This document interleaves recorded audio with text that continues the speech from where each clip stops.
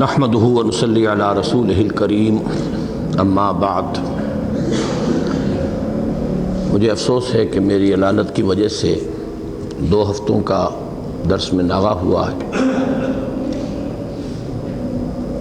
اللہ تعالیٰ سے دعا ہے کہ اب یہ سلسلہ بغیر کسی وقفے کے جاری رہے۔ ہم نے 2 نشستوں میں سورہ مدثر کی 30 آیات تک کا مطالعہ کر لیا تھا۔ جس طرح پچھلی مرتبہ آیات مبارکہ کی تلاوت قاری شاہد اسلام بٹ صاحب نے کی تھی، اسی طرح آج بھی وہ اپنی نہایت حسین قرأت میں آپ کو یہ آیات سنائیں گے۔ مناسب یہ ہے کہ وہ سأصلیہ سقر سے اپنی قرأت شروع کریں تاکہ مضمون کا سلسلہ جو ہے وہ اس کے ساتھ برقرار رہے۔ آیت نمبر 26 سے اس تلاوت کے بعد پھر جو بھی اللہ تعالیٰ کی توفیق سے میں عرض کر سکوں گا عرض کروں گا۔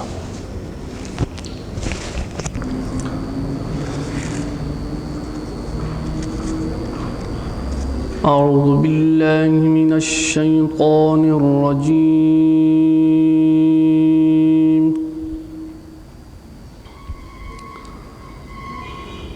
بسم اللہ الرحمن الرحیم۔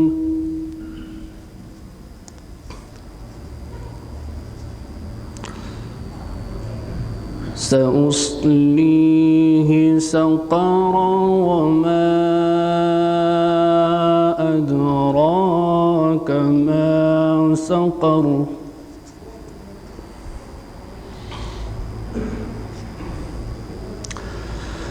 لا تبقي ولا تذر لواحة للبشر عليها 19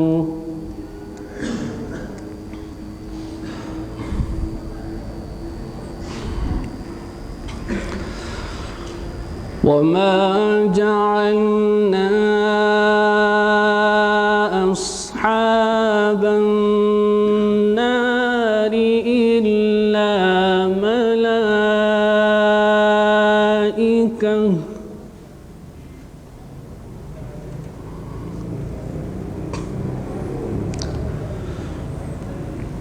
وما جعلنا عدتهم إلا فتنة للذين كفروا ليستيقن الذين أوتوا الكتاب،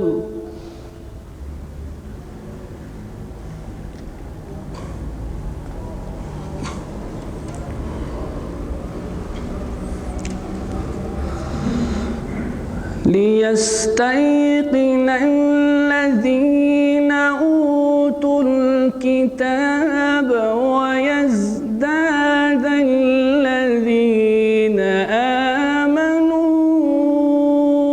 إيمانا ولا يرتاب الذين أوتوا الكتاب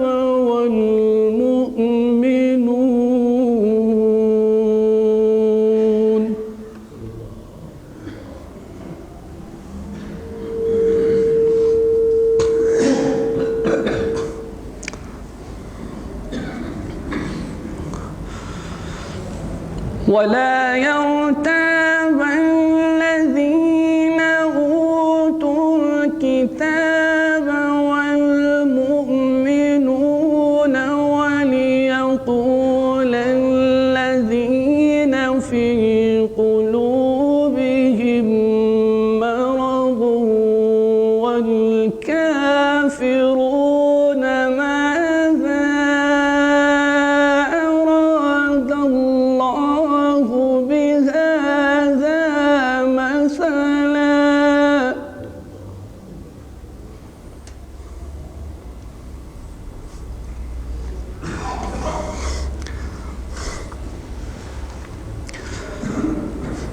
كذلك يضل الله من يشاء ويهدي من يشاء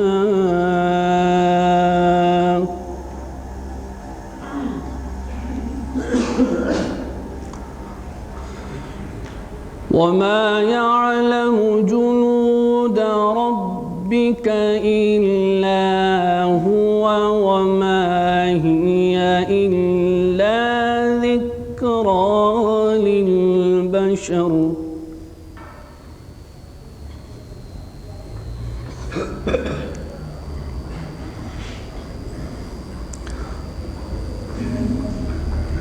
كلا والقمر والليل إذ أدبر والصبح إذا أسفر إنها لإحدى الكبر نذيرا للبشر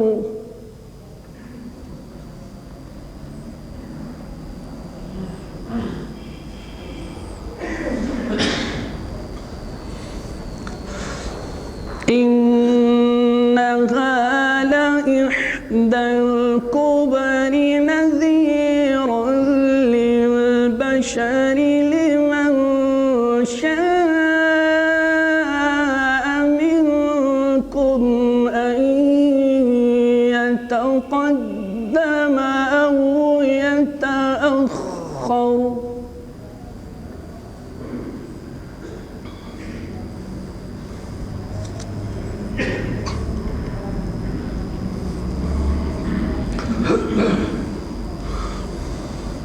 كل نفس بما كسبت رهينة إلا أصحاب اليمين في جنات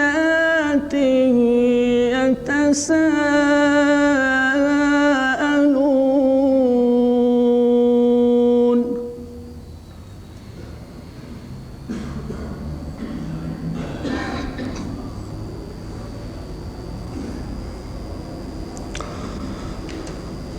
في جنات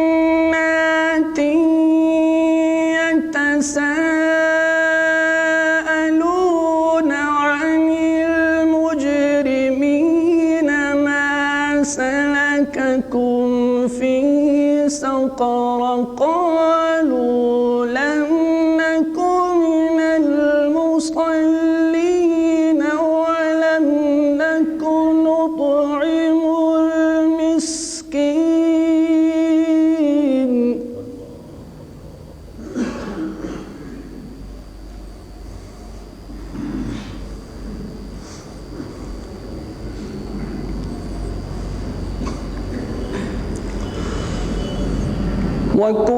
وكنا نخوض مع الخائضين وكنا نكذب بيوم الدين حتى أتانا اليقين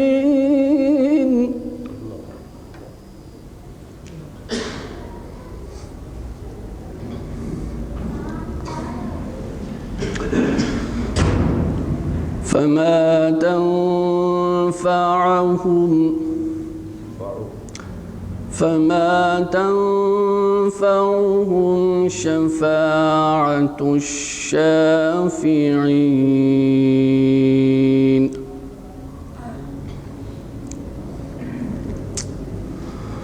فما لهم عن التذكرة معرضين كأنهم حمر مستنفرة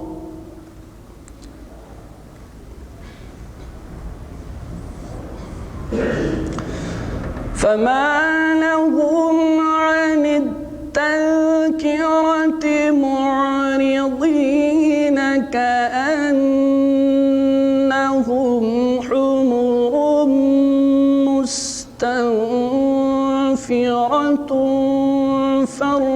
فرت من قسورة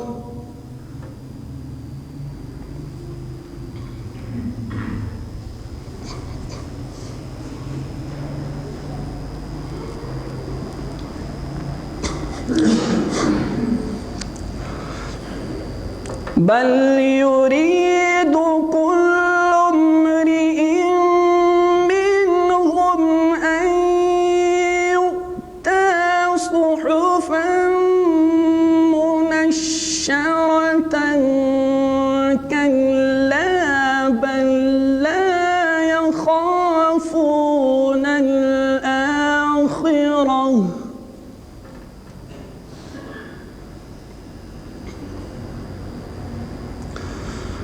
كلا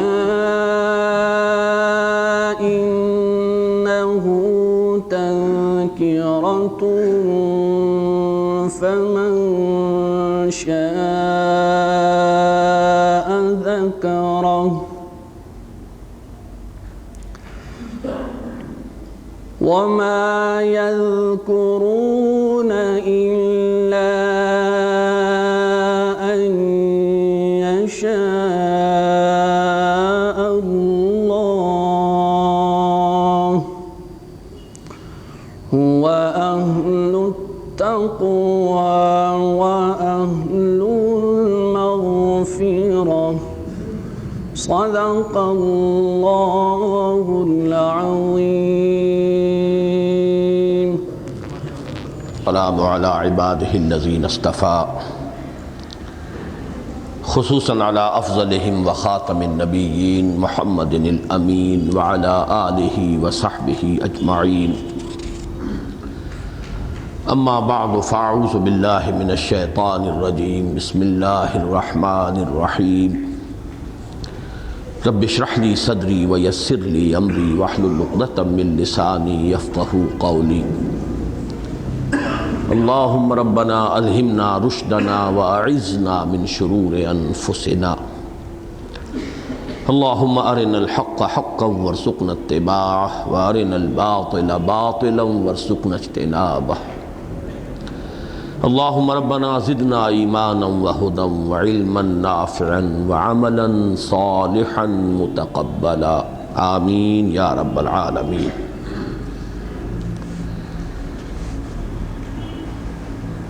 اس سے پہلے میں کئی مرتبہ عرض کر چکا ہوں کہ جو سب سے پہلی وحییں ہیں جو حضور پر ہوئی ہیں وہ جن صورتوں میں شامل ہیں ان کے بعض مضامین مشترک ہیں. سب سے پہلی وحی سورہ علق کی 5 آیات، اس میں مزید 14 آیات اور ہیں، کل 19 آیات پر مشتمل ہے سورہ علق. دوسری وحی سورہ نون کی 7 آیات، 50 سے زائد آیات پر مشتمل ہے، وہ سورہ مبارکہ ظاہر ہے، بقیہ آیات بعد میں نازل ہوئی. تیسری وحی سورہ مزمل کی ابتدائی آیات 7 یا 10، بقیہ صورت بعد میں نازل ہوئی ہے، جس میں سے آخری آیت جو ہے جو پورے دوسرے رکوع پر پھیلی ہوئی ہے، اس کے بارے میں تو تیقن کے ساتھ معلوم ہے کہ وہ بعد میں نازل ہوئی. چوتھی وحی سورہ مدثر کی ابتدائی 7 آیات اور بقیہ 50 سے زائد ہی آیات اس سورہ مبارکہ کی بھی ہیں. ظاہر ہے کہ یہ آیات بعد میں نازل ہوئی، لیکن یہ کہ حسن ترتیب ایسا ہے اس میں کہ ان صورتوں میں مجموعی اعتبارات سے بھی نہ صرف وہ قدر مشترک ہے کہ ابتدائی آیات جو ہیں وہ ابتدائی وحیوں پر مشتمل ہیں، بلکہ بعض دوسرے مضامین بھی مشترک ہیں. مثلا ایک مضمون ایمان بالآخرہ، اس کے مختلف پہلو ہیں جو سورہ علق میں، سورہ نون میں، سورہ مزمل میں، سورہ مدثر میں آئے. میں اس وقت اس کے بارے میں تفصیل میں نہیں جاؤں گا. دوسرا مضمون جو قدر مشترک کے طور پر ہے وہ ہے مخالفین اور معاندین کے کردار کی وضاحت. اس کی میں آج قدر زیادہ تفصیل اس لیے کرنا چاہتا ہوں کہ میں نے دیکھا ہے کہ جدید مفسرین میں سے بالخصوص مولانا امین احسن اصلاحی صاحب نے اس معاملے میں بہت بڑی ٹھوکر کھائی ہے، اور چونکہ میرا ان کے ساتھ ایک تعلق ہے، ربط رہا ہے، میں نے ان سے استفادہ بھی کیا ہے، جہاں ان کی بات بہت اچھی معلوم ہوئی ہے اس کو بھی نمایاں کیا ہے۔ اسی کے منطقی تقاضے کے طور پر میں یہ بھی ریکارڈ پر لے آنا چاہتا ہوں کہ اس معاملے میں ان سے بہت بڑی خطا ہوئی۔ ان کا کچھ رجحان یہ بن گیا، کیوں بن گیا یہ میں نہیں جانتا، کہ انہوں نے ان تمام معاندین کو جنرلائز کرنے کی کوشش کی ہے کہ یہ کسی معین شخص کے بارے میں بات نہیں ہو رہی، بلکہ قریش کے سرداروں کے بارے میں مجموعی طور پر بات ہو رہی ہے۔ اس کے نتیجے میں حکمت قرآن کا ایک بہت اہم باب ہے جو کم سے کم ان کے معتقدین اور متوسلین کے لیے تو سر بمہر ہو گیا ہے کہ وہ ان کے لیے کبھی نہیں کھلے گا۔ جو انہیں حرف آخر سمجھتے ہیں تفسیر قرآن کے ضمن میں، ظاہر بات ہے یہ فطری سی بات ہے، جو ان کے تلامذہ ہیں انہی کے ساتھ اٹھنا بیٹھنا ہے، انہی سے پڑھتے ہیں، انہی سے ان کا ذہن بنا ہے، تو ان کے لیے وہ گویا کہ دروازہ ہمیشہ کے لیے بند ہو گیا۔ اور وہ بہت اہم موضوع ہے اور بہت اہم باب ہے حکمت قرآن کا۔ اس باب کا عنوان اپنے ذہن میں قائم کر لیجئے، وہ شعر جو میں نے بارہا آپ کو سنایا ہے، نہ ہر زن زنستو نہ ہر مرد مرد خدا پنج انگشت یکساں نہ کرتا۔ اس شعر کو یہاں اس اعتبار سے اپنے ذہن میں ٹانک لیں کہ حضور صلی اللہ علیہ وسلم کی دعوت پر ایمان لانے والے بھی سب برابر نہ تھے، اور آپ پر ایمان لانے سے انکار کرنے والے بھی سب برابر نہ تھے۔ گر حفظ مراتب نہ کنی زندیقی، اگر آپ نہیں سمجھیں گے کہ ان میں فرق ہے مراتب کا، مرتبے کا، مقام کا، لیول کا، تو اور تو کسی کو نقصان نہیں ہوگا، خود آپ کو نقصان ہوگا، آپ کی فکر میں ایک گوشہ جو ہے بڑا تشنہ رہ جائے گا۔ جیسے ہمیں معلوم ہے جو لوگ ایمان لے آئے ظاہری طور پر، قانونی طور پر، ان میں بدترین لوگ بھی تھے، منافقین، جو بدترین ہیں۔ قرآن مجید میں جتنا غضب کے منافقین پر بھڑکتا ہے اتنا کھلے کفار پر نہیں بھڑکتا اللہ کا۔ قانوناً وہ مسلمان تھے۔ پھر ان میں سے جو لوگ آگے بڑھیے صادقین تھے، سچے تھے، لیکن ضعفاء تھے، کمزور تھے۔ ہر طرح کے لوگ ہر دور میں رہے ہیں۔ حضور کی وہ حدیث میں نے کل بھی جمعے میں بھی سنائی تھی کہ المومن القوی خیر من المومن الضعیف، قوی مومن بہتر ہے ضعیف مومن سے، تو یہ فرق بھی ہمیشہ رہتا ہے۔ ایسے لوگ بھی تھے کہ جو ایمان میں سچے تھے، منافق نہیں تھے۔ پھر منافقین میں کئی مرتبہ عرض کر چکا ہوں، سب برابر نہیں تھے۔ ٹی بی کی تھرڈ سٹیج کی طرح کوئی فرسٹ سٹیج پر تھا، کوئی سیکنڈ سٹیج پر تھا، کوئی تھرڈ سٹیج پر تھا۔ ان سے آگے آئیے تو ضعفاء تھے، کمزور تھے سچے مخلص۔ ان سے آگے آئیے تو جو پختہ اور قوی عقیدے والے اور پورے ایمان والے تھے، ان میں بھی فرق برات میں۔ ان میں وہ بھی ہیں کہ جن کو قرآن مجید کہتا ہے کہ وَالسَّابِقُونَ الْأَوَّلُونَ مِنَ الْمُهَاجِرِينَ وَالْأَنصَارِ، ان کے بعد وہ ہیں وَالَّذِينَ اتَّبَعُوهُمْ بِإِحْسَانٍ۔ قرآن ان میں ایک اور فرق قائم کرتا ہے، وہ لوگ کہ جو فتح سے پہلے ایمان لائے اور جنہوں نے جہاد اور قتال کیا اور انفاق کیا، وہ درجے میں برابر نہیں ہے ان کے کہ جو بعد میں ایمان لائے۔ لا يستوي منكم من انفق من قبل الفتح وقاتل اولئك اعظم درجة من الذين انفقوا من بعد وقاتلوا وكلا وعد الله الحسنى والله بما تعملون خبير۔ تو یہاں پر بھی نہ معلوم کتنے مدارج ہیں، کتنے مراتب ہیں۔ اسی طریقے سے جو لوگ ایمان نہیں لائے، اب وہ قانوناً لائن کے اس طرف کھڑے ہیں، ان میں ایسے لوگ بھی ہیں جنہوں نے انتہائی تعاون کیا حضور کے ساتھ، ایمان تو نہیں لائے لیکن مخالف نہیں تھے، معاون تھے۔ اس طائفے اور اس گروہ میں سر خیل جو ہے ابو طالب ہے، آخری وقت تک ڈھال بنا رہا ایک شخص، پورے خاندان کی پشت پناہی جو ہے ابو طالب کے حوالے سے حضور کو حاصل رہی ہے۔ جب تک وہ زندہ رہے ہیں قریش کو یہ فیصلہ کرنے کی ہمت نہیں ہوئی ہے کہ محمد کو قتل کر دیا جائے صلی اللہ علیہ وسلم۔ تو ایمان تو نہیں لائے، قانوناً تو دائرے سے باہر کھڑے ہیں، لیکن موافق ہیں، مخالف نہیں ہیں، معاون ہیں۔ پھر جو ان میں سے مخالفین تھے، اب ان میں 3 درجے ہیں، ان کو ذہن میں رکھیے۔ ان میں بھی کچھ بہتر کردار کے لوگ بھی تھے۔ مثلا ان میں جو بہترین کردار ہے، ان میں اس کے لیے نمائندہ ہے ابو جہل۔ یہ بات بڑی عجیب لگے گی لوگوں کو، اور بڑی آسانی سے یہ کڑوی گولی حلق سے نیچے نہیں اترے گی کہ ابو جہل کے لیے بھی کوئی کلمہ خیر کوئی شخص کہہ سکتا ہے۔ مخالف انتہائی شدید، حضور کا دشمن، لیکن یہ کہ کچھ پہلو اس کی شخصیت میں خیر کے تھے۔ مثلا بخیل نہیں تھا۔ اس نے بات بھی کہی ہے تو یہ کہی ہے کہ ہماری اور بنو ہاشم کی مسابقت جاری تھی، صاف صاف کہا ہے کہ میں کیسے ایمان لے آؤں۔ جب اس سے پوچھا گیا کہ کیا تمہارے خیال میں محمد جھوٹ بولتے صلی اللہ علیہ وسلم، اس نے کہا نہیں، انہوں نے کبھی جھوٹ نہیں بولا۔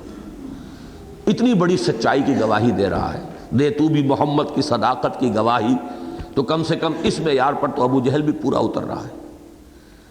پھر کیوں ایمان نہیں لاتے؟ اس نے کہا ہماری اور بنو ہاشم کی مسابقت تھی، مقابلہ تھا۔ انہوں نے کھانے کھلائے، ہم نے ان سے بڑھ کر کھلائے، انہوں نے فیاضیاں کی، ہم نے ان سے بڑھ کر کی، انہوں نے دسترخوان طویل کیے، ہم نے ان سے طویل کر دیے۔ اب اگر ان کی نبوت مان لے تو ہم تو ہمیشہ کو غلام ہو جائیں گے، یہ مجھے قبول نہیں۔ give the devil is due، اسے کم سے کم اس کی سچائی کا آپ کریڈٹ دیجئے۔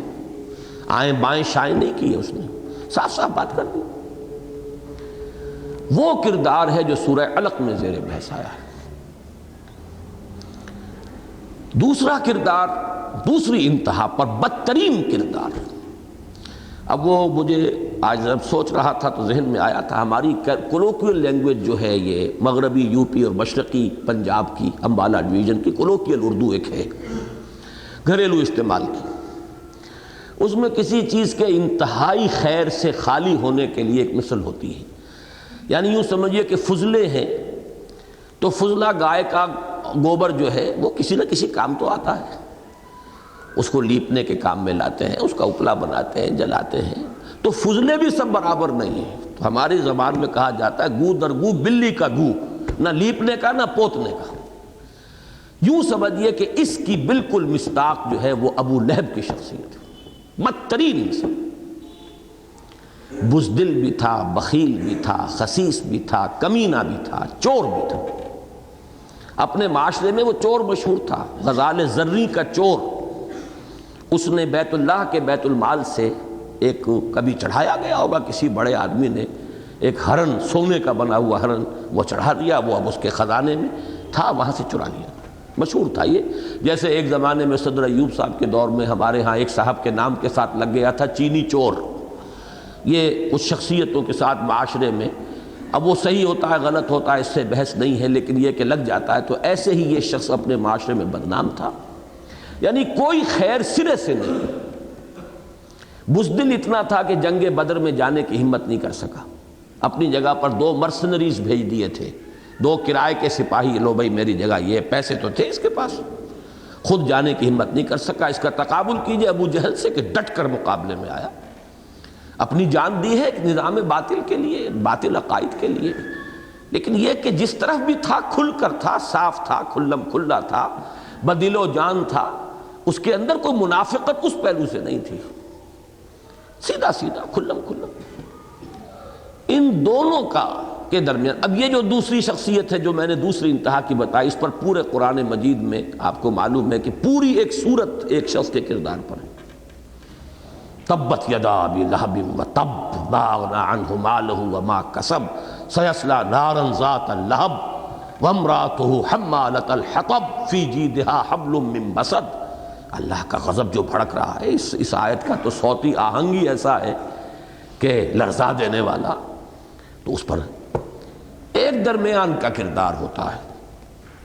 یہ درمیان کے کردار کو اچھی طرح سمجھ لیجئے، اصل میں سورہ نون اور سورہ مدثر، ان دونوں میں وہ درمیانی کردار ہے۔ یہ درمیانی کردار یوں سمجھیے کہ یہ کفر کے اندر کے منافق ہیں۔ یہ وہ کردار تھا کہ جس پر حق واضح ہو گیا، منکشف ہو گیا اور قبول کرنے کے قریب تک آ گیا۔ قسمت کی خوبی دیکھیے، ٹوٹی کہاں کمند، 2-4 ہاتھ جب کہ لبے بام رہ گیا۔ لیکن یہ کہ وہ جو سیادت اور چودراہٹ اس کی جو پاؤں میں بیڑی پڑی ہوئی تھی اس کی بنا پر وہ پھر وہاں سے محروم ہو گیا۔ انا یوفکون، کہاں سے اچکائے لیے جا رہے ہیں، کہاں سے پلٹائے جا رہے ہیں، کہاں تک یہ جا پہنچے تھے۔ یہ کردار وہ ہے جو ہمیشہ یہ چاہتا ہے ہر معاشرے کے اندر، جس کو آپ انگریزی میں آج کل تعبیر کرتے ہیں سٹیٹس کو۔ ہم تو یہ چاہتے ہیں کہ جو صورتحال ہے برقرار رہے، بابا یہ انقلاب کی بات نہ کرو، بس امن رہے۔ آپ کا سارا کاروباری طبقہ یہ چاہتا ہے بدترین یہاں پر آمریت ہو، اس سے کوئی بحث نہیں ہے، فضا ٹھیک ہونی چاہیے، کاروبار چلنا چاہیے، دھندا چلنا چاہیے، اللہ خیر سے۔ ہمیں اس سے غرض نہیں کوئی آمریت ہے کہ جمہوریت ہے کہ شیطنت ہے کہ کوئی اور ملکیت ہے، کوئی نہیں، امن ہو، سکون ہو، دھندا چلے، پیسہ بنے، اللہ اور خیر سے۔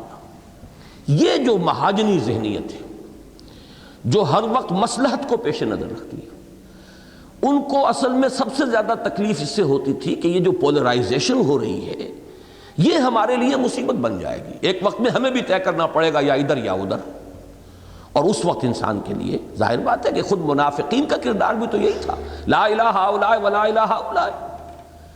وہ چاہتے تھے کہ ابھی دیکھو ذرا، تیل دیکھو، تیل کی دھار دیکھو، کیا پتہ کدھر کو یہ اونٹ کس کروٹ بیٹھتا ہے، اہل ایمان کو فتح ہوتی ہے یا ان کفار کو فتح ہوتی ہے، تو ذرا دونوں سے اپنے تعلقات رکھو، اگر ان کی جیت ہو جائے تو ان کے ساتھ، ان کی فتح ہو جائے تو ان کے ساتھ۔ تو جو منافقین کا کردار تھا مدینے میں، وہی کردار مکے میں ان لوگوں کا تھا جو حضور سے بھی ملتے تھے، اچھی باتیں بھی کرتے تھے، چکنی چپڑی باتیں بھی کرتے تھے، خیر خواہی کے انداز میں آپ سے کہتے تھے دیکھیے محمد اتنی بھی سختی نہیں اچھی، اتنی ریجیڈیٹی بھی مناسب نہیں ہے، آپ تو بالکل ہی ان کمپرومائزنگ ہو رہے ہیں، آخر حالات کو دیکھیے، کچھ لے دے کر بات کر لیں، کچھ ان کی بات مان لیں، کچھ اپنی بات منوا لیں۔ اس طریقے سے یہ لڑائی جھگڑا دنگا فساد جو ہے یہ کوئی اچھی بات نہیں ہے۔ یہ انداز ہے در حقیقت، اور اس کا سر گروہ، اس کا نمائندہ کردار جو ہے وہ ولید بن مغیرہ،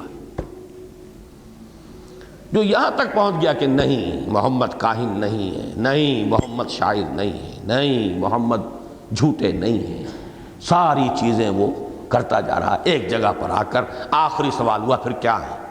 اب آخری مسئلہ تھا کہ یا تو وہ ایمان لائے یا پھر کوئی بہانہ تراشی۔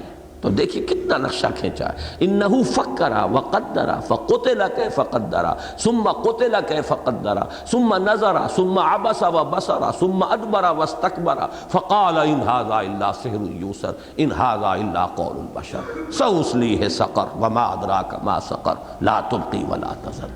اس کا اندرونی کانفلکٹ جو ہے، اندر جو اس کے تصادم ہے، ایک طرف مصلحت بینی ہے اور ایک طرف یہ کہ حقانیت جو منکشف ہو چکی ہے، کعبہ میرے پیچھے ہے، کلیسا میرے آگے، ایمان مجھے روکے ہے تو کھینچے ہے مجھے کفر۔ یہ کشمکش ہے اندرونی کے جو اس وقت جس کا نقشہ قرآن نے اس خوبصورتی سے، اس فصاحت اور بلاغت سے الفاظ کے اندر ایک تصویر جو ہے کھینچ دی ہے، نقشہ بالکل سامنے آ گیا ہے۔ اب اس کو کہنا کہ یہ عام بات ہے، یہ میں سمجھتا ہوں کہ بڑی ہی محرومی کی بات ہے، میں اس سے ہلکا لفظ استعمال نہیں کر سکتا۔ اسی طریقے سے یہی وہ کردار ہے جس پر کہ سورہ نون میں بات ہوئی، اور وہاں جو دوسرا پہلو میں نے آج آپ کے سامنے واضح کیا وہ کھل کر آیا ہے۔ اس نے چاہا تھا کہ کوئی لے دے کر معاملہ ہو جائے، مداہنت ہو جائے، تو حضور کو کیا حکم دیا گیا؟ فَلَا تُطِعِ الْمُكَذِّبِينَ وَدُّوا لَوْ تُدْهِنُ فَيُدْهِنُونَ۔ اے نبی یہ چاہتے ہیں کہ آپ ذرا ڈھیلے پڑیں، یہ بھی ڈھیلے ہو جائیں، یہ لے دے کر مصالحت کرنا چاہتے ہیں، یہ چاہتے ہیں کہ کوئی نہ کوئی بارگین ہو جائے، کہیں نہ کہیں سیٹلمنٹ ہو جائے۔ وَلَا تُطِعْ كُلَّ حَلَّافٍ مَّهِينٍ هَمَّازٍ مَّشَّاءٍ بِنَمِيمٍ مَّنَّاعٍ لِّلْخَيْرِ مُعْتَدٍ أَثِيمٍ عُتُلٍّ بَعْدَ ذَلِكَ زَنِيمٍ أَن كَانَ ذَا مَالٍ وَبَنِينَ إِذَا تُتْلَىٰ عَلَيْهِ آيَاتُنَا قَالَ أَسَاطِيرُ الْأَوَّلِينَ سَنَسِمُهُ عَلَى الْخُرْطُومِ۔ یہ غضب، یہ جلال اور ایک شخص کا اس طرح پن پوائنٹ کیا جانا، اب اس کو بھی یہ کہا جائے کہ یہ جنرلائزڈ ہے، بس عام لوگوں کے بارے میں ہے، تو میں اس کے بارے میں یہ کہوں گا بہت بڑی محرومی ہے، جس کے نتیجے میں اصل میں یہ اہم باب ہے حکمت قرآنی کا، جو سربمہر ہو گیا ہے کم سے کم ان لوگوں کے لیے جو ان کے عقیدت مند ہیں۔ سب سے خطرناک کردار یہ ہوتا ہے مداہنت کی تلقین کرنے والے، بڑے مخلصانہ انداز میں مصالحت کا سبق پڑھانے والے، یہ مارے آستین ہیں۔ یہی بات چل کر مدینے میں ہوئی ہے. کچھ لوگ تھے اہل کتاب میں سے جو چاہتے تھے کہ مصالحت ہو جائے، اور حضور کو وارن کیا گیا ہے، لن ترضى عنك اليهود ولا النصارى حتى تتبع ملتهم. اے نبی اس دام ہم رنگ زمین میں کہیں آپ نہ آ جائیے گا، یہ کبھی راضی نہیں ہوں گے جب تک کہ آپ کو اپنے پیچھے نہ لگا لیں. یہ ماننے والے نہیں. یہ ہر انقلابی تحریک کا خاصہ، جن حضرات کے سامنے یا تو ہے ہی نہیں سرے سے، کبھی رہا ہی نہیں، یا اب کسی وجہ سے نہیں رہا، ختم ہو گیا ہے. یہ تحریکی عنصر جو ہے قرآن مجید کا، حرکی عنصر، ایک انقلابی، ایک تحریک کا ایک معاملہ جو اس کے اندر رچا بسا ہوا ہے، جو جن کے ذہنوں کے اندر وہ چیپٹر کلوز ہو گیا ہے، فہم قرآن کا ایک بہت بڑا حصہ جو ہے اس کا دروازہ ان کے لیے بند ہو گیا.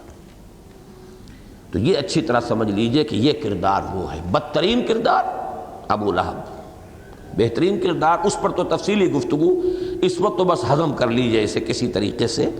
ہضم نہ کرے تو ابھی کہیں ٹکا لیجئے، چلیے بعد میں اس پر گفتگو کریں گے. لیکن ایک بات میں آپ کو یہاں بتا دوں، حضور صلی اللہ علیہ وسلم نے ہم وزن قرار دیا ہے عمر فاروق اور ابو جہل کو. دونوں کو پیش کیا، اللہ ان میں سے ایک کو ضرور قبول فرما لے.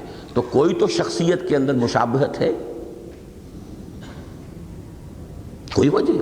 عمر فاروق کا بھی مزاج یہی ہے، مردانگی، شجاعت. دشمن ہے تو تلوار لے کر چلے ہیں مارنے کے لیے، قتل کرنے کے لیے، اور اگر ہاتھ میں ہاتھ دے دیا ہے تو ہم تن ساتھ ہیں. یہ منافقت نہیں، بیچ بیچ کی بات نہیں، یا ادھر یا ادھر، یہی کردار. اور پھر یہ کہ اس میں بہادری ہے، شجاعت ہے. حق کے لیے وہی بہادری، وہی شجاعت حق کے لیے استعمال ہو گئی، عمر فاروق بن گئے. اگر خدا نہ خواستہ ایمان نہ لاتے، قرائے فال ابو جہل کے لیے نکل گیا ہوتا، اللہ اسے منتخب کر لیتے، تو پھر وہ ابو جہل فاروق بن گیا ہوتا. وہ بلکہ اب تو ابو جہل نام نہ رہتا اس کا پھر، بلکہ ابو الحکم اس کا نام تھا اصل میں. اور یہ کہ یہ جو ہے محروم رہ جاتے. لیکن یہ کہ کیوں، آخر کوئی وجہ ہے، کوئی ایک توازن ہے کہ جس کی وجہ سے حضور پیش کر رہے ہیں. عمرو ابن ہشام، اصل میں عمرو نام ہے اس کا، ہشام کا بیٹا عمرو. تو ویسے وہ ابو الحکم کہلاتا تھا، حکمتوں کا باپ، بہت وہ سمجھا جاتا تھا، بڑا حکیم اور دانا آدمی ہے. لیکن یہ کہ ابو جہل وہ اپنے مزاج کے اعتبار سے اکھڑ اور ہر وقت لڑنے بھیڑنے والا. یہی معاملہ حضرت عمر کا تھا. حضرت عمر بھی چلتے کو جب تک کندھا نہیں مار لیتے تھے انہیں چین نہیں آتا تھا. ایمان لانے سے پہلے جو ہے ان کا یہی تھا کشتی کا چیلنج. اور وہی چیلنج انہوں نے ہجرت کے وقت جب نکلے وہ چیلنج دیا ہے کہ جس کسی کی خواہش ہو کہ اس کی ماں اسے روئے، میں جا رہا ہوں ہجرت کرتا ہوا مدینے کی طرف، وہ آئے اس پہاڑی کے پیچھے مجھ سے مقابلہ کر لے. تو صاف صاف وہی انداز. تو حضور کی ایک بڑی پیاری حدیث ہے، حکمت کا بہت بڑا خزانہ. الناس کالمعادن خیارہم فی الجاہلیت خیارہم فی الاسلام اذا فقہوا. انسانوں کی مثال معدنیات کی سی ہے. جو جاہلیت میں ان میں سے بہتر تھے وہی اسلام میں بہتر ہوئے. جو جاہلیت میں، وہی بات میں کہہ رہا ہوں، وہ بلی کا فضلہ جو ہے وہ تھے، وہ اسلام میں بھی آئے تو فضلے ہی رہے. وہ پھر منافقی بنیں گے، ان کے اندر خیر کہاں سے آ جائے گا.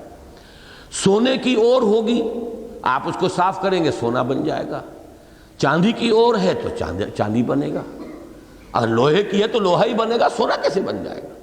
لہذا الناس کالمعادن، معدنیات کی مثال ہے لوگوں کی. خیارہم فی الجاہلیت خیارہم فی الاسلام. ان میں جو جاہلیت میں بہترین تھے وہی اسلام میں بہترین ہوئے. اور اس میں ایک روایت میں آگے الفاظ آتے ہیں اذا فقہوا، جب ان کو تفقہ بھی حاصل ہو جائے، دین کا فہم بھی حاصل ہو جائے. سیکل جو ہے وہ فہم دین سے ہوتا ہے، تفقہ سے ہوتا ہے. کہ گویا کہ وہ سونے کی اور اب جو چمکتا ہوا کندن بنا ہے سونا، تو وہ اذا فقہوا سے ہوا ہے، اصل فہم، اصل سمجھ انہیں حاصل ہو جائے. تو اس کو ذہن میں اچھی طرح پکا لیجئے اس مضمون کو. اور خاص طور پر چونکہ مولانا اصلاحی صاحب نے اس معاملے میں، حیران ہوں کہ کیا ان پر بیتی ہے. اور در حقیقت یہ ایک نتیجہ بھی ہے اس محرومی کے اندر، ایک دخل حاصل ہے اس کو کہ وہ اسلاف سے بالکل کٹ گئے، کٹنے کا رجحان پیدا ہو گیا. آپ اسلاف میں سب کو دیکھیں گے کہ متفق ہیں بالکل کہ یہاں ولید بن مغیرہ کا ذکر ہے، اختلاف ہی نہیں. لیکن ان سے ہٹ کر چلنے کا اگر کوئی خاص کوئی رجحان پیدا ہو جائے، ضرور اپنی کو علیحدہ بات کہنے کا، تو پھر یہ بھی در حقیقت انسان کے لیے بڑی محرومی کے اس کا ذریعہ بن جانے والی بات ہے، اس لیے میں نے چاہا کہ اس بات کو واضح کر دوں۔ اب آگے چلیے آج کا ہمارا سبق، چونکہ میں نے تلاوت بھی شروع کروائی تھی آیت نمبر 26 سے، سأصلیہ سقر، میں ان قریب اسے جھونک دوں گا سقر میں۔ اب سقر جہنم کے بہت سے نام ہیں جو قرآن مجید میں آئے ہیں، ان میں سے ایک نام سقر بھی ہے۔ یہ بھی ہو سکتا ہے جہنم کے بہت سے شعبے ہوں، بہت سے طبقات ہوں، اس لیے کہ سورہ نساء میں یہ آیت آئی ہے ان المنافقین فی الدرک الاسفل من النار، منافق جو ہیں وہ آگ کے سب سے نچلے طبقے میں ہوں گے، تو طبقات ہیں اس کے، وہاں شدت کی کمی بھی ہے۔ آج ہی چونکہ ابو طالب کا ذکر ہوا ہے تو حضور کی یہ حدیث بھی ہے کہ جہنم میں سب سے ہلکا عذاب ابو طالب کو ہوگا، لیکن وہ ہلکا عذاب بھی کیا ہے کہ آگ کی 2 جوتیاں انہیں پہنائی جائیں گی جس کے زیر اثر ان کی کھوپڑی میں بھیجا ایسے پکے گا جیسے ہنڈیا پکتی ہے چولہے کے اوپر۔ تو وہاں مختلف جو ہے عذاب ہیں، ان کے اعتبار سے طبقات کے نام ہو سکتے ہیں، جہنم میں بہت سی ہو سکتی ہے، واللہ اعلم۔ سقر بھی ایک نام، سأصلیہ سقر وما ادراک ما سقر، یہ ہم آیتیں پڑھ چکے ہیں۔ تم کیا سمجھے، تمہیں کیا معلوم کہ وہ سقر کیا ہے؟ لا تبقی ولا تذر، نہ باقی رکھے نہ چھوڑے۔ یعنی کوئی بلا ہے، کسی کو چمٹی ہوئی ہے تو 2 شکلیں ہوتی، یا تو اس کو ہلاک کرنے کے در پہ ہو، یا اگر وہ چاہے کہ ابھی سے زندہ رکھنا ہے تو پھر چھوڑ دیتی ہے۔ بلی چوہے سے کھیلتی ہے، آپ نے دیکھا ہوگا، تو کچھ دیر اس کو پھر چھوڑ دیتی ہے، اس کو پھر پکڑتی ہے، پھر بھمبوڑتی ہے، پھر چھوڑ دیتی ہے۔ لیکن وہ جہنم ایسی ہے، نہ چھوڑے اور نہ باقی رکھے۔ ثم لا يموت فیہا ولا یحیا، معلوم ہوتا ہے کہ چپٹی ہوئی تو ایسی ہے جیسے نہیں چھوڑے گی، ختم کر دے گی، لیکن یہ کہ وہ باقی جو ہے اس کو مارتی بھی نہیں۔ تو ثم لا يموت فیہا ولا یحیا۔ لواحۃ للبشر، لواحہ کے 2 معنی میں نے اس کو درس کیے تھے، ایک تو حالت بگاڑ دینے والی، غیر کر دینے والی شے، اور اس کو یوں سمجھیے ہمارے محاورے میں حلیہ بگاڑ دینے والی شے، اور دوسرا لاح یلوح لوحا، لمع کے معنی میں بھی آتا ہے چمک جانا۔ تو اس کے لیے دوسرے معنی یہ ہے، حضرت حسن بصری رحمۃ اللہ علیہ نے یہ ترجیح دی ہے ان معانی کو کہ وہ لوگوں کے بالکل نگاہوں کے سامنے ایک دم روشن ہو جائے گی، یہ ہے وہ جہنم جس کا تم سے وعدہ کیا گیا تھا۔ اب جو فرمایا علیہا 19، اس پر معمور ہیں، بلکہ لفظی ترجمہ میں نے کہا تھا، اب یاد آ رہا ہے کہ لفظی ترجمہ تو صرف یہ ہوگا اس پر ہے 19۔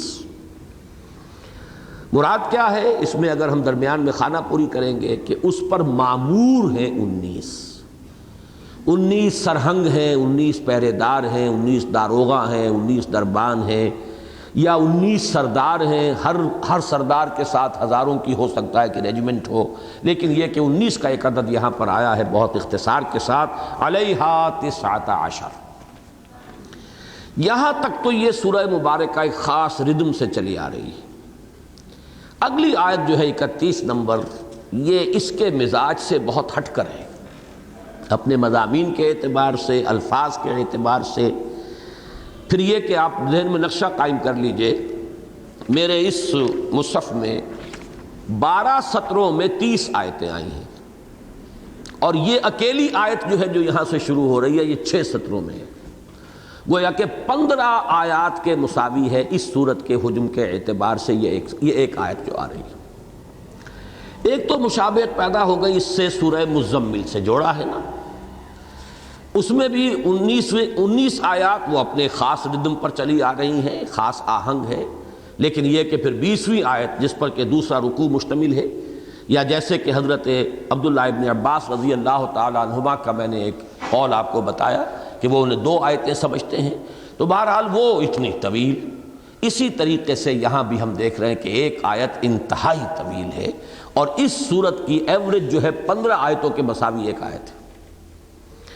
فرمایا وَمَا جَعَلْنَا أَصْحَابَ النَّارِ إِلَّا مَلَائِكَةً، اس کا پس منظر سمجھ لیجئے۔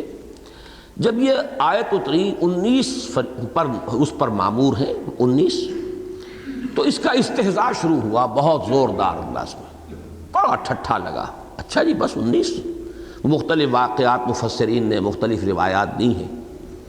ابو جہل نے کہا لو بھائی وہ ابن کبشہ یہ کہتا ہے کہ 19 ہے، تو تمہاری مائیں تمہیں روئیں، 19 کو بھی نہیں سنبھال سکو گے؟ کسی نے ایک نے کہا جی 17 کے لیے تو میں کافی ہوں، 2 کا آپ بندوبست کر لیجئے، کسی نے کہا کہ 10 کے لیے میں کافی ہوں، 9 کا سب لوگ کر لیں، کسی نے کہا میں 19 کے لیے کافی ہوں۔ بڑا کوئی پہلوان تھا، ابو الاسدین، 2 شیروں کا باپ تھا وہ، اس نے کہا میں 19 سنبھال لوں گا، آپ کو فکر نہ کریں۔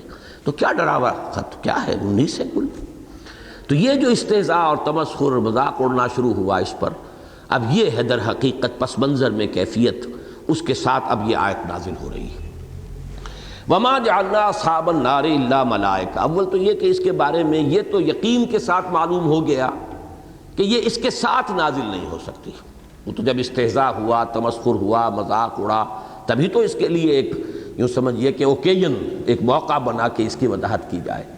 لیکن کتنا فصل ہے یہ ہم یقین سے نہیں کہہ سکتے۔ میرا اپنا گمان یہ ہے، اور اس آیت کی جو داخلی گواہیاں اور شواہد ہیں اس کے بنا پر، یا تو یہ مدنی صورت ہے، بالکل ابتدائی دور کی مدنی، اس لیے کہ سورہ بقرہ کے الفاظ کے ساتھ اس کے الفاظ بہت ہی قرب رکھنے والے ہیں، اور یا پھر یہ ہے کہ جس طریقے سے وہ آیت جو ہے وہ بھی جو ہے وہ تقریباً یا تو یعنی مدنی ہے، سورہ مزمل کا دوسرا رکوع جو ہے، اور یا یہ ہے کہ وہ مکی دور کے آخری زمانے میں نازل ہوئی ہے، اسی طرح کا زمانہ جو ہے اس کا بھی۔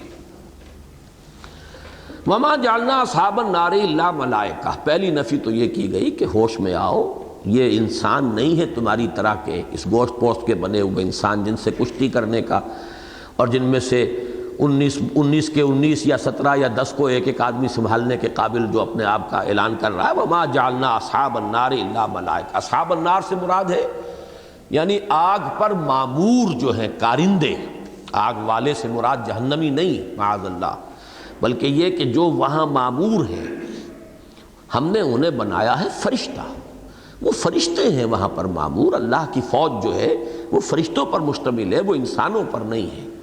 وما جعلنا اصحاب النار الا ملائکۃ وما جعلنا عدتهم الا فتنۃ للذین کفروا، اور ہم نے ان کی جو تعداد بیان کر دی، یہاں جعلنا ہم نے نہیں ٹھہرائی ان کی تعداد، مراد کیا ہے کہ ہم نے جو اس کا اظہار کیا ہے یہاں پر، جو اسے بیان کر دیا ہے، وہ اس لیے نہیں ہے وہ وما جعلنا عدتهم الا فتنۃ للذین کفروا، مگر اس لیے کہ وہ فتنہ بن جائے ان کافروں کے لیے۔ یہاں ذرا اس لفظ فتنہ کے حوالے سے قرآن مجید کے حکمت اور فلسفے کے ایک بہت اہم حصے کو دوبارہ سمجھ لیجیے۔ یہ لفظ تو بار بار آیا ہے ہمارے منتخب نصاب میں بھی، اس مسلسل درس میں بھی۔ فتنہ کہتے ہیں کسوٹی کو، جس پر کسی چیز کو رگڑ کر معلوم ہو جائے کہ یہ کھری ہے کہ کھوٹی ہے، یہ فتنہ ہے۔ تو یہ لفظ کئی معنوں میں آتا ہے، چونکہ پوری انسانی زندگی کا فلسفہ از روئے قرآن یہی ہے، خلق الموت والحیات لیبلوکم ایکم احسن عملا۔ یہ پوری زندگی گویا کہ فتنہ ہے، ہم آزمائے جا رہے ہیں، ہمیں پرکھا جا رہا ہے، وی آر بینگ ٹیسٹڈ، ہمارا امتحان ہو رہا ہے، یہ دار المحن ہے، دار الامتحان ہے، ہر چیز کے ذریعے سے آزمایا جا رہا ہے، خوشی کے ذریعے سے، غمی کے ذریعے سے، نقصان کے ذریعے سے، کہیں سے دولت مل گئی ہے تو آزمایا جا رہا ہے، کبھی دے کر کبھی چھین کر، یہ ہر مختلف صورتیں جو ہے یہ در حقیقت آزمائش کی ہے۔ خلق الموت والحیات لیبلوکم ایکم احسن عملا۔ اسی معنی میں جن چیزوں سے انسان کو کوئی خصوصی محبت اور لگاؤ ہے وہ خاص طور پر فتنہ بن گئی۔ المال والبنون زینت الحیات الدنیا، یہ مال اور بیٹے جو ہے دنیا کی زندگی کی زینت ہے، لہذا اسی لیے فرمایا انما اموالکم واولادکم فتنہ، تمہارے یہ اموال اور اولاد تمہارے حق میں فتنہ ہے۔ اللہ تعالیٰ تمہیں ٹیسٹ کر رہا ہے کہ ان کی محبت میں گرفتار ہو کر غلط راستوں پر پڑ جاتے ہو، یا یہ کہ اللہ کو پہچانتے ہو، اللہ کے حکم پر چلتے ہو، اور ان کی محبت تمہیں کبھی جادہ حق سے اور صراط مستقیم سے منحرف نہیں کر پاتی، یہی امتحان ہو رہا ہے۔ تو جس چیز کے لیے انسانی نفس کے اندر جتنی زیادہ کشش ہوگی اتنا ہی بڑا وہ فتنہ ہے اس کے لیے۔ انما اموالکم واولادکم فتنہ یا ایھا الذین آمنوا لا تلھکم اموالکم ولا اولادکم عن ذکر اللہ ومن یفعل ذلک فاولئک هم الخاسرون، سورہ منافقون میں، سورہ تغابن میں انما اموالکم واولادکم فتنہ، اور یہ مضمون تو بار بار آیا۔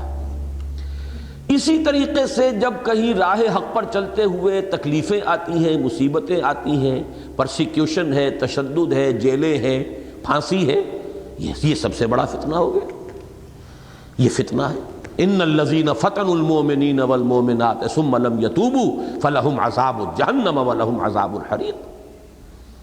جن لوگوں نے اہل ایمان کو فتنوں میں ڈالا، آزمائشوں میں ڈالا، ان پرسیکیوشنز کی بھٹیوں کے اندر ڈالا ان کے لیے، اور پھر وہ توبہ انہوں نے نہیں کی، اگر بعد میں وہ ایمان لے آئے تو ٹھیک ہے، اس سے پہلے کا کیا دھرا صاف ہو جائے گا، لیکن یہ کہ اگر وہ ایمان لائے بغیر مر گئے اسی حالت میں تو ان کے لیے عذاب جہنم ہے، خالدین فیہا، اس میں ہمیشہ ہمیشہ رہیں گے.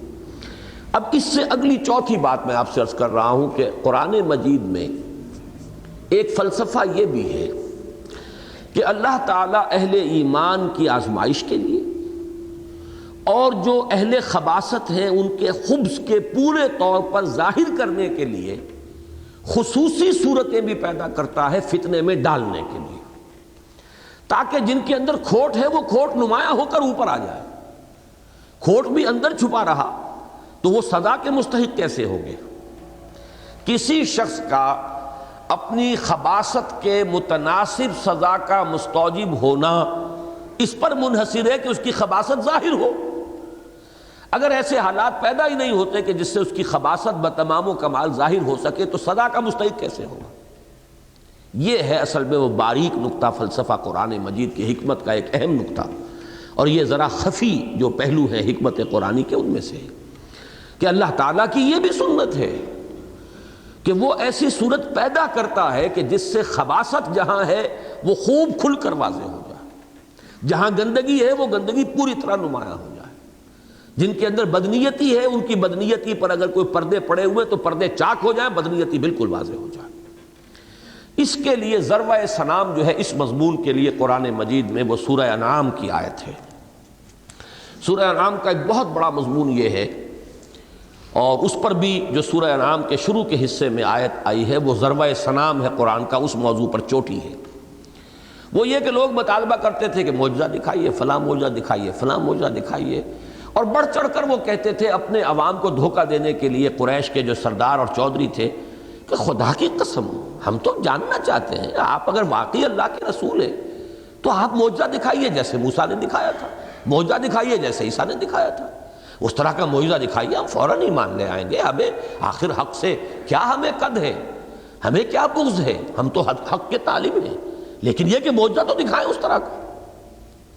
بات بڑی وزنی، 2 اور 2 4 کی طرح جڑی ہوئی.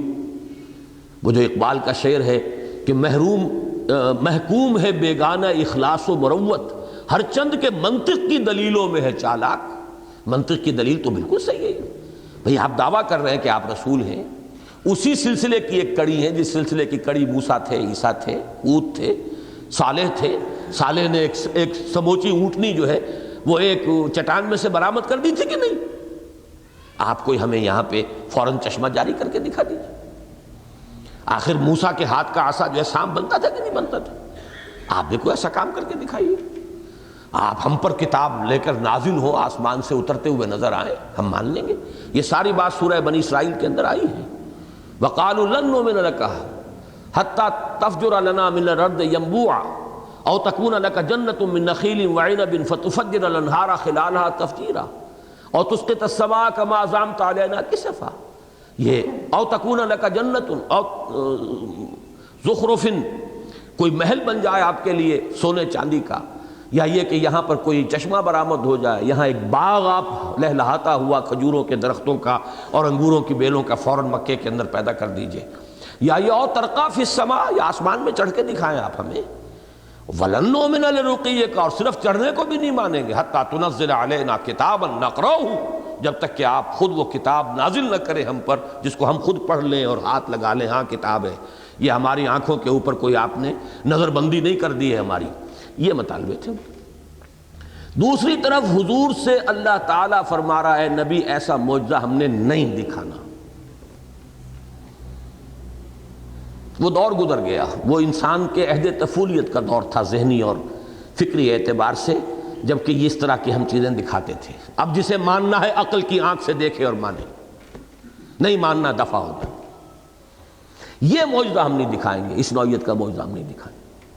تو میں اس مقام پر جب میں گزرا ہوں مجھے یاد ہے میں نے کہا تھا چکی کے 2 پاٹوں کے درمیان آ گئے تھے محمد الرسول اللہ صلی اللہ علیہ وسلم. ان کے ایک پھپھی زاد بھائی کا قول امام راضی نے نقل کیا ہے، جو بڑا ان کا ہمدرد تھا، ایمان تو نہیں لایا تھا لیکن ساتھ بہت ہی جیسے ہوتے ہیں ہمدرد لوگ، رکن تو نہیں بنے، ہمدرد ہیں، وہ متفق ہیں، وہ اس طرح کے لوگ ہوتے ہیں، تو وہ اس طرح کا متفق آدمی تھا، سپورٹر تھا حضور کا۔ لیکن ایک محفل میں جب یہ ساری گفتگو ہوئی جس کا کہ ذکر ہوا ہے سورہ بنی اسرائیل میں، انہوں نے جو ہے گویا کہ حجت قائم کر دی محمد پر صلی اللہ علیہ وسلم۔ ہم ماننے کو تیار ہیں بھائی، آپ دکھائیے معجزہ، پھر ہم نہ مانیں تو ہم مجرم، اور نہیں دکھاتے تو اس کا مطلب یہ کہ کمی آپ کی طرف سے ہے۔ تو پھپھی زاد بھائی نے جاتے ہوئے کہا کہ محمد اب میں آپ کا ساتھ نہیں دے سکتا، آپ کی قوم نے آپ پر حجت قائم کر دی، اب یا تو آپ مطالبہ پورا کریں ورنہ یہ کہ آپ کی صداقت کو کیسے مانیں گے۔ آگے کہ چکی کے دو پارٹوں کے درمیان صلی اللہ علیہ وسلم، اس پر وہ ہے مضمون جو ہے سورہ، میں وہ اب چونکہ اتنی بحث میں نے کی ہے تو میں وہ آیات بھی آپ کو سنا دوں، کانپ جاتا ہوں میں جب بھی وہ آیات پڑھتا ہوں قرآن مجید کی۔ آیت نمبر 33-34 ہے کہیں آس پاس۔ قد نعلم انہ لیحزنک الذی یقولون، اے نبی ہمیں خوب معلوم ہے کہ جو کچھ یہ لوگ کہہ رہے ہیں اس سے آپ کو حزن ہے، رنج ہے، غم ہے۔ فإنہم لا یکذبونک، تو اے نبی آپ کیوں اتنے ملول و غمگین ہوتے ہیں، یہ آپ کو تو جھوٹا نہیں کہہ رہے، ولکن الظالمین بآیات اللہ یجحدون، یہ ظالم تو ہماری آیات کا انکار کر رہے ہیں نا، غصہ آئے تو ہمیں آئے، رنج آئے تو ہمیں آئے، آپ کیوں اتنے ملول ہوتے ہیں۔ وَلَقَدْ كُذِّبَتْ رُسُلٌ مِّن قَبْلِكَ، اور اے نبی آپ سے پہلے بھی رسولوں کی تکذیب ہوئی ہے، آپ کو معلوم ہے۔ فَصَبَرُوا، انہوں نے صبر کیا۔ یاد کیجئے ہمارے بندے نوح نے 950 برس تک صبر کیا کہ نہیں کیا۔ اب یہ گویا کہ حضور کو دلجوئی بھی ہے، تسلی دینا بھی ہے، ہمت بندھانا بھی ہے، یہ ساری باتیں ظاہر بات ہے کہ نبی اللہ کے سامنے تو ظاہر بات ہے کہ ایک بچے کے مانند ہے جس کی تربیت اللہ فرما رہے ہیں، جن کی دلجوئی بھی ہے، تسلی بھی ہے۔ وَلَقَدْ كُذِّبَتْ رُسُلٌ مِّن قَبْلِكَ، آپ سے پہلے رسول، بہت سے رسول گزرے ہیں جن کو جھٹلایا گیا۔ فَصَبَرُوا عَلَىٰ مَا كُذِّبُوا، تو انہوں نے تو صبر کیا اس پر کہ جو تکذیب ان کی گئی۔ وَأُوذُوا، اور انہیں ایذائیں پہنچائی گئی۔ حَتَّىٰ أَتَاهُمْ نَصْرُنَا، یہاں تک کہ ان کے پاس ہماری مدد آ پہنچی۔ وَلَا مُبَدِّلَ لِكَلِمَاتِ اللَّهِ، اللہ کی باتوں کا، اللہ کے قانون کا، فطرت اللہ کا بدلنے والا کوئی نہیں ہے۔ وَلَقَدْ جَاءَكَ مِن نَّبَإِ الْمُرْسَلِينَ، اور آپ کے پاس رسولوں کی خبریں آ چکی ہیں، نوح کی خبر، ہود کی خبر، صالح کی خبر، لوط کی خبر، کیا یہ خبریں آپ تک ہم نے نہیں پہنچا دی؟ اس لیے کہ یہ سورہ انعام جو ہے اور اعراف یہ مکی دور کے آخری زمانے کی صورتیں ہیں، گویا کہ پورا مکی قرآن اس کا تقریب اکثر و بیشتر حصہ نازل ہو چکا تھا، جن میں یہ تمام جو ہے حالات و واقعات موجود ہیں۔ اگلی آیت ہے اس کا ذروہ سنام، وَإِن كَانَ كَبُرَ عَلَيْكَ إِعْرَاضُهُمْ، اور اے نبی اگر آپ پر بہت ہی شاق گزر رہا ہے ان کا یہ اعراض اور انکار، بہت بھاری محسوس ہو رہا ہے، فَإِنِ اسْتَطَعْتَ أَن تَبْتَغِيَ نَفَقًا فِي الْأَرْضِ أَوْ سُلَّمًا فِي السَّمَاءِ فَتَأْتِيَهُم بِآيَةٍ، تو اگر آپ میں طاقت ہے تو کہیں زمین میں سرنگ لگا کر یا آسمان پر سیڑھی لگا کر لے آئیے کوئی نشانی آیت، ہم نے نہیں دکھانی۔ دیکھیے رفتہ رفتہ بات نرمی سے سختی کی طرف آئی ہے، آپ کو تھوڑی جھٹلا رہے ہیں، ہمیں جھٹلا رہے ہیں۔ پھر آپ نے ساری خبریں پڑھ لی ہیں، سارے رسولوں کے ساتھ یہ بات آئی ہے، بیتی ہے ان پر، انہوں نے صبر کیا۔ اب یہ کہ اگر بہت ہی بھاری گزر رہا ہے تو ہمارا فیصلہ تو یہی ہے کہ ہم تو نہیں دکھائیں گے، آپ میں طاقت ہے تو لے آئیے۔ وَلَوْ شَاءَ اللَّهُ لَجَمَعَهُمْ عَلَى الْهُدَىٰ فَلَا تَكُونَنَّ مِنَ الْجَاهِلِينَ، اگر اللہ کی مشیت یہی ہوتی تو وہ آنے واحد میں ان سب کو ہدایت پر لے آتا، اس کی قدرت سے کیا بعید ہے۔ تو اے نبی آپ جاہلوں میں سے نہ ہو، معاذ اللہ ثم معاذ اللہ ثم معاذ اللہ۔ یہ لفظ یا تو آیا حضرت نوح سے خطاب کرتے ہوئے، وَإِنِّي أَعِظُكَ أَن تَكُونَ مِنَ الْجَاهِلِينَ، جب انہوں نے اپنے بیٹے کے حق میں جو ڈوب گیا تھا سامنے، اس وقت جب فریاد کی ہے، یا یہاں آیا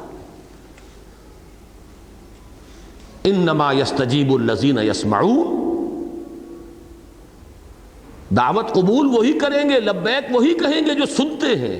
والموتى یبعثهم اللہ یوم القیامہ، یبعثهم اللہ ثم الیہ یرجعون، جو مردہ ہیں ان کو تو اللہ اب زندہ کرے گا قیامت کے دن، پھر اس کی طرف لوٹا دیے جائیں گے۔ یعنی جو یہ آپ سے ساری کٹ حجتی کر رہے، حقیقت میں روحانی طور پر یہ مر چکے ہیں، آپ ان کے بارے میں زیادہ دلگیر نہ ہوں، زیادہ نہ سوچیں۔ یہی مضمون پھر آگے چل کر اس سورہ مبارکہ میں ایک دوسرے رخ سے آیا ہے کہ اے نبی یہ جو دعوے کر رہے ہیں سب جھوٹ ہے، فریب ہے، اپنے لوگوں کو صرف ورغلانے کے لیے، اپنے خلوص و اخلاص کا یقین دلانے کے لیے، اپنے متبعین اور اپنے پیروکاروں کو یہ مطمئن کرنے کے لیے چالے ہیں۔ وَلَوْ أَنَّنَا نَزَّلْنَا إِلَيْهِمُ الْمَلَائِكَةَ، اگر ہم ان کے اوپر فرشتے بھی نازل کر دیتے، جیسے کہ یہ کہہ رہے ہیں آسمان سے فرشتہ نازل ہوتا نظر آئے۔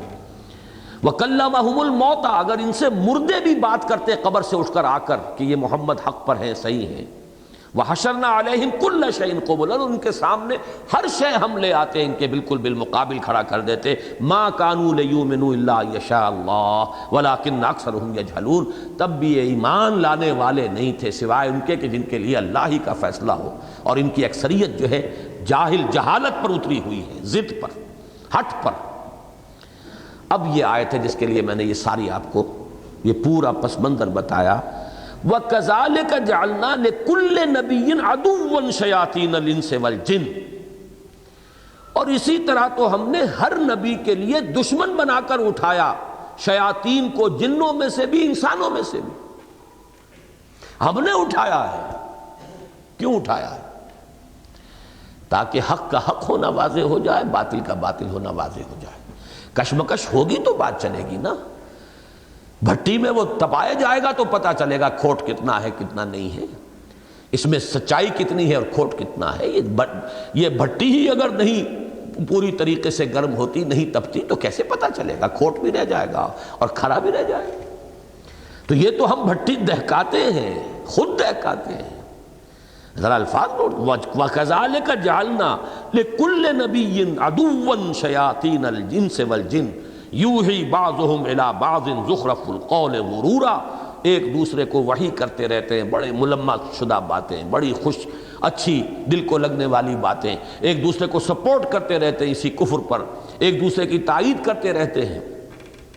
وَلَوْ شَاءَ رَبُّكَ مَا فَعَلُوهُ فَذَرْهُمْ وَمَا يَفْتَرُونَ، اور اگر آپ کا رب چاہتا تو یہ نہ کر سکتے، تو چھوڑیے ان کو، دفع کیجئے، اور جو کچھ افترا بازی وہ کر رہے ہیں آپ اپنے کام سے کام رکھیے۔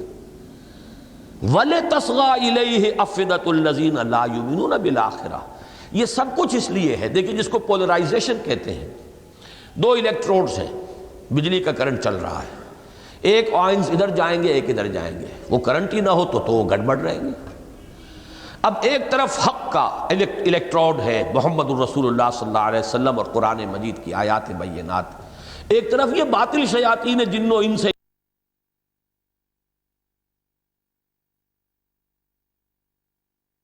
ان کا گٹھ جوڑ ہے، ان کا متحدہ محاذ ہے، ایک یہ ہے کہ جو بلا رہے ہیں اپنی طرف۔ اب ظاہر بات ہے کہ یہ جب چلے گا تو پولرائزیشن ہوگی، اور یہ اس لیے ہے وَلِتَصْغَىٰ إِلَيْهِ، تاکہ جھک جائیں ان کی جانب أَفْئِدَةُ الَّذِينَ لَا يُؤْمِنُونَ بِالْآخِرَةِ، ان لوگوں کے دل جو آخرت پر ایمان نہیں رکھتے۔ اس کو یہاں خاص طور پر نوٹ کیجئے، لا یؤمنون بالآخرہ، اس لیے کہ آج کی ہماری صورت کے اختتام پر پھر اس کا ایک ریفرنس آئے گا۔ وَلَيَرْضَوْهُ وَلَيَقْتَرِفُوا مَا هُمْ مُقْتَرِفُونَ، تاکہ وہ خوب راضی رہیں اپنے اس باطل کے اوپر، اور پھر کمائیں جو کمائی انہیں کرنی ہے، جو گندگی سمیٹنی ہے سمیٹ لیں، تاکہ ان کا خبث باطن جو ہے پوری طرح ظاہر ہو جائے اور مبرہن ہو جائے کہ وہ اللہ کے ہاں کس مرتبے کے عذاب کے مستحق ہیں۔ اس کو واضح کرنا، یہ اس کے لیے فتنے کے طور پر اللہ تعالیٰ خود نبی کے دشمن کھڑا کرتا ہے۔ یہ بہت اہم مقام ہے، اور اس کشمکش ہی کے ذریعے سے کھلتا ہے کہ who's who and what is what، کس میں کتنی حق پسندی تھی، کتنا حقیقی مغالطہ تھا، مغالطہ رفع ہو گیا، حق پسندی جو ہے برآمد ہو گئی، کس میں ضد تھی، کس میں ہٹ تھا، کس میں تعصب تھا، کس میں دنیا پرستی تھی، کس میں کیا تھا، کس میں دشمنی تھی۔ یہ سارے عناصر جو ہے کھل کر تبھی آئیں گے جب یہ بھٹی خوب تپے، اور یہ پولرائزیشن اور آئونائزیشن جو ہے یہ پورے طور سے ہو جائے۔ یہ کرنٹ ہم دوڑاتے ہیں خود، تاکہ دودھ کا دودھ پانی کا پانی علیحدہ ہو جائے۔ یہ ہے اصل میں وَمَا جَعَلْنَا عِدَّتَهُمْ، اب آ جائیے وہاں، إِلَّا فِتْنَةً لِلَّذِينَ كَفَرُوا، اور ہم نے اس کی تعداد کو نہیں بنایا مگر اس لیے، یعنی بنایا اس کے اظہار کو، اظہار و عدت، یعنی یہ جو ہم نے بیان کر دیا ہے تعداد کو، یہ نہیں ہے مگر اس لیے، ورنہ کوئی کمی نہیں تھی۔ قرآن مجید کا کوئی مضمون تشنہ نہیں رہتا۔ اگر یہ 19 کی بحث یہاں نہ آتی تو کیا کوئی تشنگی رہ جاتی؟ لیکن اللہ لاتا ہے، وہ آئونائزیشن یا پولرائزیشن تو مطلوب ہے۔ ان کے لیے فتنہ جو ہے اس کے لیے بھی تو موقع فراہم کرنا ہے۔ گندگی نہیں ہوگی تو مکھیاں کہاں بن بنائیں گی؟ تو فرمایا کہ ہم نے یہ فتنہ ان کے لیے پیدا کیا ہے، للذین کفروا لیستیقن الذین اوتوا الکتاب ویزداد الذین آمنوا ایمانا، تاکہ پوری طرح یقین کر لیں وہ لوگ جنہیں کتاب دی گئی، اور اضافہ ہو جائے اہل ایمان کے ایمان میں، اضافہ کر لیں اہل ایمان اپنے ایمان میں۔ اب اس میں یہ جو دو الفاظ آئے ہیں اس کو غور سے پڑھیے۔ اوت الکتاب کا ذکر یہاں پر ہو رہا ہے، اور یہ بالکل ابتدائی آیات صورتیں ہیں بحیثیت مجموعی، اور اس وقت کے کانٹیکسٹ میں اوت الکتاب کا ذکر جو ہے بالکل کہیں فٹ نہیں بیٹھتا۔ تو یا تو یہ مدنی صورت ہے یا بالکل قریب 3 سال 4 سال قبل ہجرت کے تو ہم کہتے ہیں کہ قرآن مجید میں اہل کتاب کا تذکرہ شروع ہوا ہے، اس سے پہلے کہیں ذکر ان کا نہیں۔ لیکن یہ ہے کہ یہ یا تو لیٹر مکی پیریڈ کی آیت ہے، اور یا یہ کہ ہو سکتا ہے مدنی آیت ہو۔ اب اس میں ایک بات بہت واضح ہوتی ہے اس کے اسلوب سے، یہ قرآن مجید کے مشکلات میں سے ہے یہ مقام، تاحال ابھی یہ مشکل حل نہیں ہوئی ہے۔ مجھے گمان یہ تھا کہ مولانا عبد الماجد دریابادی نے شاید کچھ حل کیا ہو اسے، اس لیے کہ انہوں نے جو اولڈ ٹیسٹمنٹ اور نیو ٹیسٹمنٹ جو کتابیں ہیں ان کی، یہودیوں کی اور عیسائیوں کی مذہبی کتابیں، ان کا کچھ مطالعہ کیا ہے۔ میرا خیال تھا کہ کوئی نہ کوئی ریفرنس نکال لیں گے، اس لیے کہ میں یقین کے درجے میں یہ بات اس اسلوب سے اخذ کر رہا ہوں کہ یقیناً اہل کتاب کے ہاں کہیں یہ 19 کا عدد موجود تھا، ورنہ کوئی معنی نہیں بنتے لیستیقن الذین اوتوا الکتاب، اس لیے کہ انہیں جو چیز کہیں چھپی ہوئی ان کے ہاں تھی، جب قرآن میں اس طرح آئی تو یہ ان کے لیے ہو سکتا تھا کہ ایک بہت ہی بڑی دلیل بن جاتی کہ واقعتاً سورس وہی ہے اس قرآن کا جو سورس ہے ہماری کتابوں کا۔ اب جو کتابیں اس وقت عام طور پر اویلیبل ہیں ان میں تو نہیں ہے کہیں یہ مضمون، ورنہ وہ مولانا عبد الماجد دریابادی ضرور بیان کر دیتے۔ لیکن میں تیقن کے ساتھ یہ جانتا ہوں بعض روایات جو ہیں، یعنی تابعی حضرات کی جو تفسیری روایات ہیں ان میں یہ موجود ہے کہ اہل کتاب کے ہاں ان کے یہ عدد جو ہے پہلے سے معروف تھا، ان کی کتابوں میں تھا، لیکن یہ کہ ہمارے یہ تابعی حضرات جو ہے حوالہ تو دیتے نہیں، وہ صرف ایک بات انہوں نے کہہ دی ہے، لیکن اس کے لیے تو دلیل کے طور پر تو آج اگر کسی کے سامنے یہ بات کہی جائے تو ریفرنس مانگے گا، بتائیے تورات کے کون سی کتاب میں ہے یا زبور میں کہیں ہے، یا پھر ان کے ہاں صرف تورات ہی نہیں ہے دوسری ان کی کتابیں بھی تھیں روایات وغیرہ پر مشتمل، تالمود وغیرہ، ان میں کہیں ہو۔ تو کوئی شخص، مولانا عبد الماجد دریابادی نے یہ کہا ہے کہ کوئی آنے والا اس عقدے کو کھولے گا، ابھی یہ بات جو ہے ایک یوں سمجھیے کہ سربستہ رازوں میں سے ایک راز ہے، لیکن یہ ضرور معلوم ہوتا ہے قرآن مجید کے اس اسلوب سے کہ اہل کتاب کے ہاں یہ چیز ان کے کم سے کم اہل علم کے علم میں تھی کہ جہنم پر جو فرشتے معمور ہیں یا تو وہ 19 ہے، فرشتے کی قوت کا تو ہم کو اندازہ کر ہی نہیں سکتے، یا یہ کہ 19 ان کے بڑے بڑے سردار ہیں، ایک کا تو نام بھی قرآن مجید میں آیا ہے جو غالباً سب سے بڑا داروغہ ہے، مالک، یا مالک لیقض علینا ربک، یہ جہنمی فریاد کریں گے، پکاریں گے اے مالک، وہ جہنم کا داروغہ ہے۔ لیکن یہ کہ 18 مزید بڑے بڑے سردار ہوں فرشتوں کے اور ان کے ساتھ فوجیں ہوں، جیسے کہ آگے آ جائے گا وما یعلم جنود ربک الا ھو، تیرے رب کے لشکروں کو تو سوائے اس کے اور کوئی بھی نہیں جانتا، کسی کے علم میں نہیں ہے، لشکر کے لشکر ہیں۔ اس اعتبار سے کہیں نہ کہیں اہل کتاب کے ہاں یہ موجود تھا تصور، ورنہ قرآن مجید میں یہ الفاظ نہ آتے۔ تو یہ تو ہے ایک یقین، لیکن یہ کہ کاش کہ کبھی یہ بات کھل جائے تو واقعتاً وہ ایک بڑی بات ہوگی، قرآن مجید کی صداقت کی ایک گواہی، جیسے کہ سورہ حامی میں سجدہ کے آخر میں فرمایا گیا ہے سنریہم آیاتنا فی الآفاق وفی انفسہم حتی یتبین لہم انہ الحق، ہم عنقریب انہیں اپنی نشانیاں دکھائیں گے آفاق و انفس میں، یہاں تک کہ یہ بات بالکل مبرہن ہو جائے گی کہ یہ قرآن حق ہے۔ تو یہ بات جو ہے اس قبیل کی ایک بات ہوگی جب بھی واضح ہو گئی، جیسے حضرت نوح کی کشتی کبھی نہ کبھی نمایاں ہوگی، واضح ہوگی، اور وہ ایک بڑی نشانی بنے گی۔ قرآن کہتا ہے ہم نے اسے دنیا والوں کے لیے ایک نشانی بنا دیا۔ اب وہ کبھی نہ کبھی ظاہر ہو جائے گی، اگرچہ بعض جو ہیں پائلٹس انہوں نے خبر دی ہے کہ کوہ جودی پر اس کی عین چوٹی کے قریب کوئی بہت بڑی کشتی سی کوئی شے اسٹرکچر انہیں نظر آتا ہے، لیکن یہ کہ وہ روسی علاقے میں اس کے لیے ہے راستہ اوپر چڑھنے کا، ادھر سے ایکسپیڈیشن جا نہیں سکتی۔ یہ تقریباً ترکی اور یہ جو علاقے آج کل جن میں فساد چل رہا ہے، یہ آرمینیا اور یہ کوکیشیا کا علاقہ، اس میں ترکی اور روس کی سرحد پر ہے یہ جودی، کوہ جودی، واستوت علی الجودی ہے۔ لیکن یہ کہ یقین ہے ہمارا کہ وہ وقت آئے گا کہ وہ بات منکشف ہو جائے گی۔ یہ ہے نوح کی وہ کشتی جس کا ذکر قرآن میں ہے۔ اسی طرح کبھی نہ کبھی کسی ان کے جو ذخیرہ ہے کتب کا، ان میں سے یہ بات نکل آئے گی۔ لِيَسْتَيْقِنَ الَّذِينَ أُوتُوا الْكِتَابَ، اب چونکہ وہ جو تابعین کی روایات ان میں موجود ہیں تو اس کا مطلب یہ ہے کہ اس وقت کے یہودیوں نے اس کو آبجیکٹ نہیں کیا۔ ان کے ہاں ہو سکتا ہے سینہ بسینہ روایات بھی ہوتی ہیں، وہ چلی آ رہی ہوں، تو لہذا انہوں نے آبجیکٹ نہیں کیا اس کو، ورنہ وہ اعتراض کرتے ہیں، ہمارے ہاں کوئی ایسی بات نہیں۔ لیکن یہ کہ محض ان کا اعتراض نہ کرنا بھی ایک دلیل بنتا ہے۔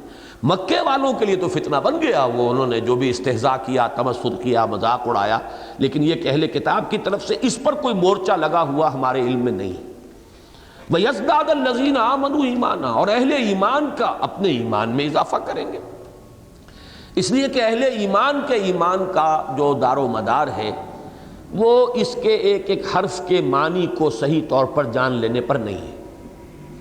یہ فلسفہ بھی قرآن کا بڑا اہم ہے جو سورہ آل عمران کے شروع میں آیا ہے کہ یہ قرآن ہم نے نازل کیا ہے، یہ ایک ایسی کتاب ہے کہ اس میں آیات محکمات بھی ہیں، آیات متشابہات بھی ہیں۔ آیات محکمات وہ ہیں کہ جن کا مضمون بالکل واضح ہے، اور آیات متشابہات بھی ہیں جن کے بارے میں اشتباہ ہو سکتا ہے، صحیح ایگزیکٹ مفہوم ان کا متعین کرنا انسان کے لیے ممکن نہیں ہے۔ عالم آخرت کی ساری خبریں جو ہیں متشابہات میں سے ہیں، فرشتوں کے بارے میں جو بات کہی جائے گی ان کے اتنے پر ہیں اور یہ ہیں، یہ ساری ہمارے لیے تو متشابہات میں سے ہیں۔ عالم برزخ کی ساری باتیں متشابہات میں سے ہیں، جنت اور دوزخ کی جتنی باتیں آئی ہیں متشابہات میں سے، ہم ایگزیکٹ ہم کہاں معین کریں گے؟ یہ تو اس عالم میں جب ہمارا داخلہ ہوگا تو یہ حقائق منکشف ہو جائیں گے اپنے صحیح معنی میں۔ فَبَصَرُكَ الْيَوْمَ حَدِيدٌ، اس روز تو آنکھیں جو ہیں بالکل وہ لوہے کی طرح سیدھی ہو جائیں گی، جیسے ہم کہتے ہیں لوہے کی قینچی کی طرح زبان چل رہی ہے تو نگاہ بھی جو ہے وہ لوہے کے مانند ہوگی، ہر شے نظر آئے گی۔ لیکن اس وقت تو ہمارے لیے کیا ہے؟ محکمات کی بنیاد پر ایمان ہے ہمارا، اور اس پر اپنے ایمان اور یقین کی بنیاد پر جو کچھ قرآن میں ہے اس کو ہم مانتے ہیں۔ کل من عند ربنا، یہ بھی میں چاہتا ہوں کہ ذرا وہ آیات آپ کو پڑھ کر سنائی دوں سورہ آل عمران کے بالکل شروع میں۔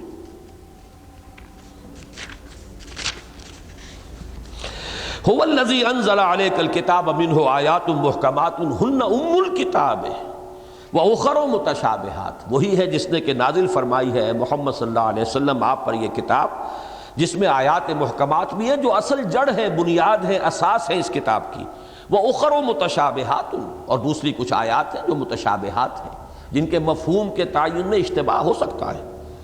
فَأَمَّا الَّذِينَ فِي قُلُوبِهِمْ زَيْغٌ فَيَتَّبِعُونَ مَا تَشَابَهَ مِنْهُ ابْتِغَاءَ الْفِتْنَةِ وَابْتِغَاءَ تَأْوِيلِهِ، تو جن لوگوں کے دلوں میں کجی ہوتی ہے وہ تو متشابہات کے پیچھے پڑے رہتے ہیں، انہی کی کھوج کرید کے اندر، انہی کے مفہوم کے اندر ساری وقت اپنا لگا رہے ہیں کہ ان کا صحیح مفہوم معلوم کر لیں۔ وَمَا يَعْلَمُ تَأْوِيلَهُ إِلَّا اللَّهُ، حالانکہ ان کی اصل حقیقت اللہ کے سوا کوئی نہیں جانتا۔ وَالرَّاسِخُونَ فِي الْعِلْمِ يَقُولُونَ آمَنَّا بِهِ كُلٌّ مِّنْ عِندِ رَبِّنَا، اور جو علم میں پختگی کے حامل ہیں وہ یہ کہتے ہیں ہم اس پر ایمان لائے، قرآن پر، یہ کل کا کل قرآن ہمارے رب کی طرف سے ہے۔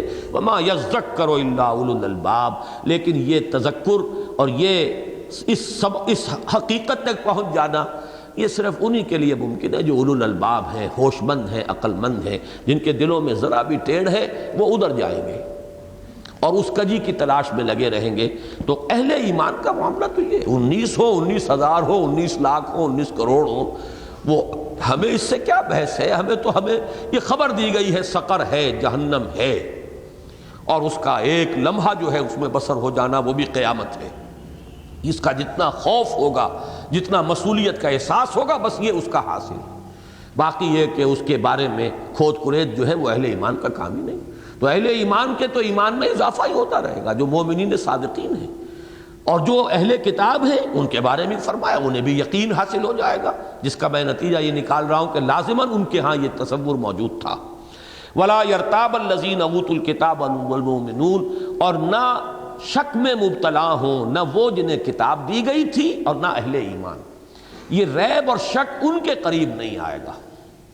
البتہ وَلِيَقُولَ الَّذِينَ فِي قُلُوبِهِم مَرَضٌ، اور تاکہ کہیں وہ لوگ کہ جن کے دلوں میں روگ ہے. اب یہ لفظ وہ ہے جو خالص مدنی صورتوں کے ساتھ ہے. فی قلوبہم مرض فزادہم اللہ مرضا ولہم عذاب علیم بما کانوا یکسبون. یہ مرض، یہ نفاق کا، مجھے خیال آیا کہ جو مضمون میں نے آج شروع میں بیان کیا اس میں ایک کسر رہ گئی، کہ وہ جو میں بیان کر رہا تھا مخالفین کا مضمون، اس میں سورہ مزمل میں بات مجموعی انداز میں کہی گئی. وہ الفاظ بتا رہے ہیں ذرنی والمکذبین اولی النعمت ومہلہم قلیلا، چھوڑ دیجئے نبی مجھے اور جھٹلانے والوں کو، اور انہیں مہلت دیجئے تھوڑی سی. یہاں جمع کا صیغہ ہے، اور ظاہر بات ہے کہ یہاں پھر اس طرح کے الفاظ جو پوائنٹڈلی کسی ایک فرد کی طرف اشارہ کریں وہ الفاظ موجود نہیں ہیں. جبکہ سورہ نون میں اور سورہ مدثر میں تو صراحت کے ساتھ نظر آتا ہے کہ کوئی شخص معین جو ہے پس منظر میں. اب ہم یہاں تھے وَلِيَقُولَ الَّذِينَ فِي قُلُوبِهِم مَرَضٌ وَالْكَافِرُونَ مَاذَا أَرَادَ اللَّهُ بِهَذَا مَثَلًا، اور تاکہ کہیں وہ لوگ جن کے دلوں میں روگ ہے، مرض ہے. قرآن مجید میں سورہ بقرہ میں یہ لفظ آیا، اور اس کے بعد یہ لفظ کچھ عرصے تک چلا ہے. نفاق کا لفظ جب تک کھلم کھلا قرآن نے استعمال نہیں کیا. منافقین جو ہیں ان کے دلوں میں ایک بیماری تھی جو بڑھ کر نفاق بن گئی. وہ بیماری جو ہے اس کا ایک درجہ وہ ہے جس کو ہم ضعف ایمان کہیں گے، لیکن یہ کہ جب اس کے اندر جھوٹ کا ایلیمنٹ شامل ہو جائے، جھوٹی قسموں کا ایلیمنٹ شامل ہو جائے تو پھر، اور عداوت جو ہے اہل ایمان کے ساتھ شامل ہو جائے، پھر وہ نفاق کے 3 درجے بن جاتے ہیں.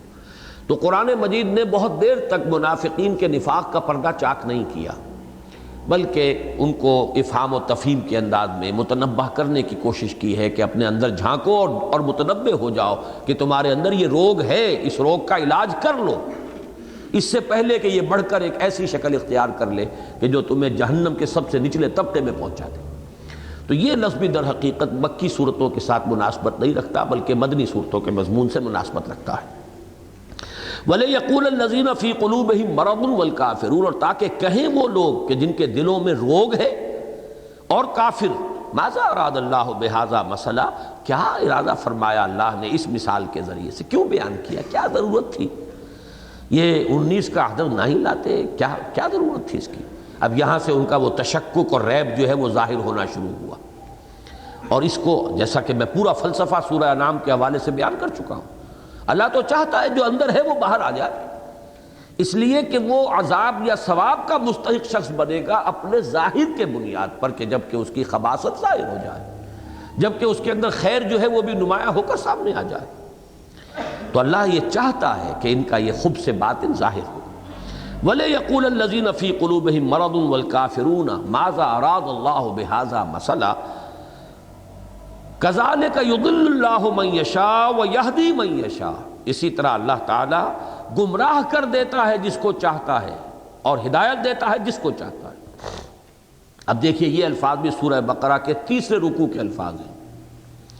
وہاں بھی یہ آیا تھا ان اللہ لا یستحی ان یضرب مثلا ما بعوضۃ فما فوقها فاما الذین آمنوا فیعلمون انها الحق من ربهم واما الذین کفروا فیقولون ماذا اراد اللہ بہذا مثلا یضل به کثیرا ویہدی به کثیرا وما یضل به الا الفاسقین الذین ينقضون عہد اللہ من بعد میثاقہ ویقطعون ما امر اللہ به ان یوصل ویفسدون فی الارض اولئک هم الخاسرون غالبا.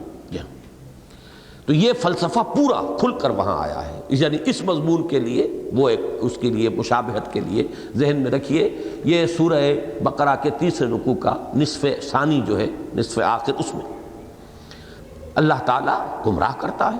اب یہاں پر تو ایک مطلق بات آئی ہے، اللہ تعالیٰ ہدایت دیتا ہے جس کو چاہتا ہے، گمراہ کرتا ہے جس کو چاہتا ہے، لیکن وہاں واضح کر دیا اللہ گمراہ نہیں کرتا مگر انہی فاسقوں کو جو توڑتے ہیں ان چیزوں کو جن کو جوڑنے کا اللہ نے حکم دیا ہے.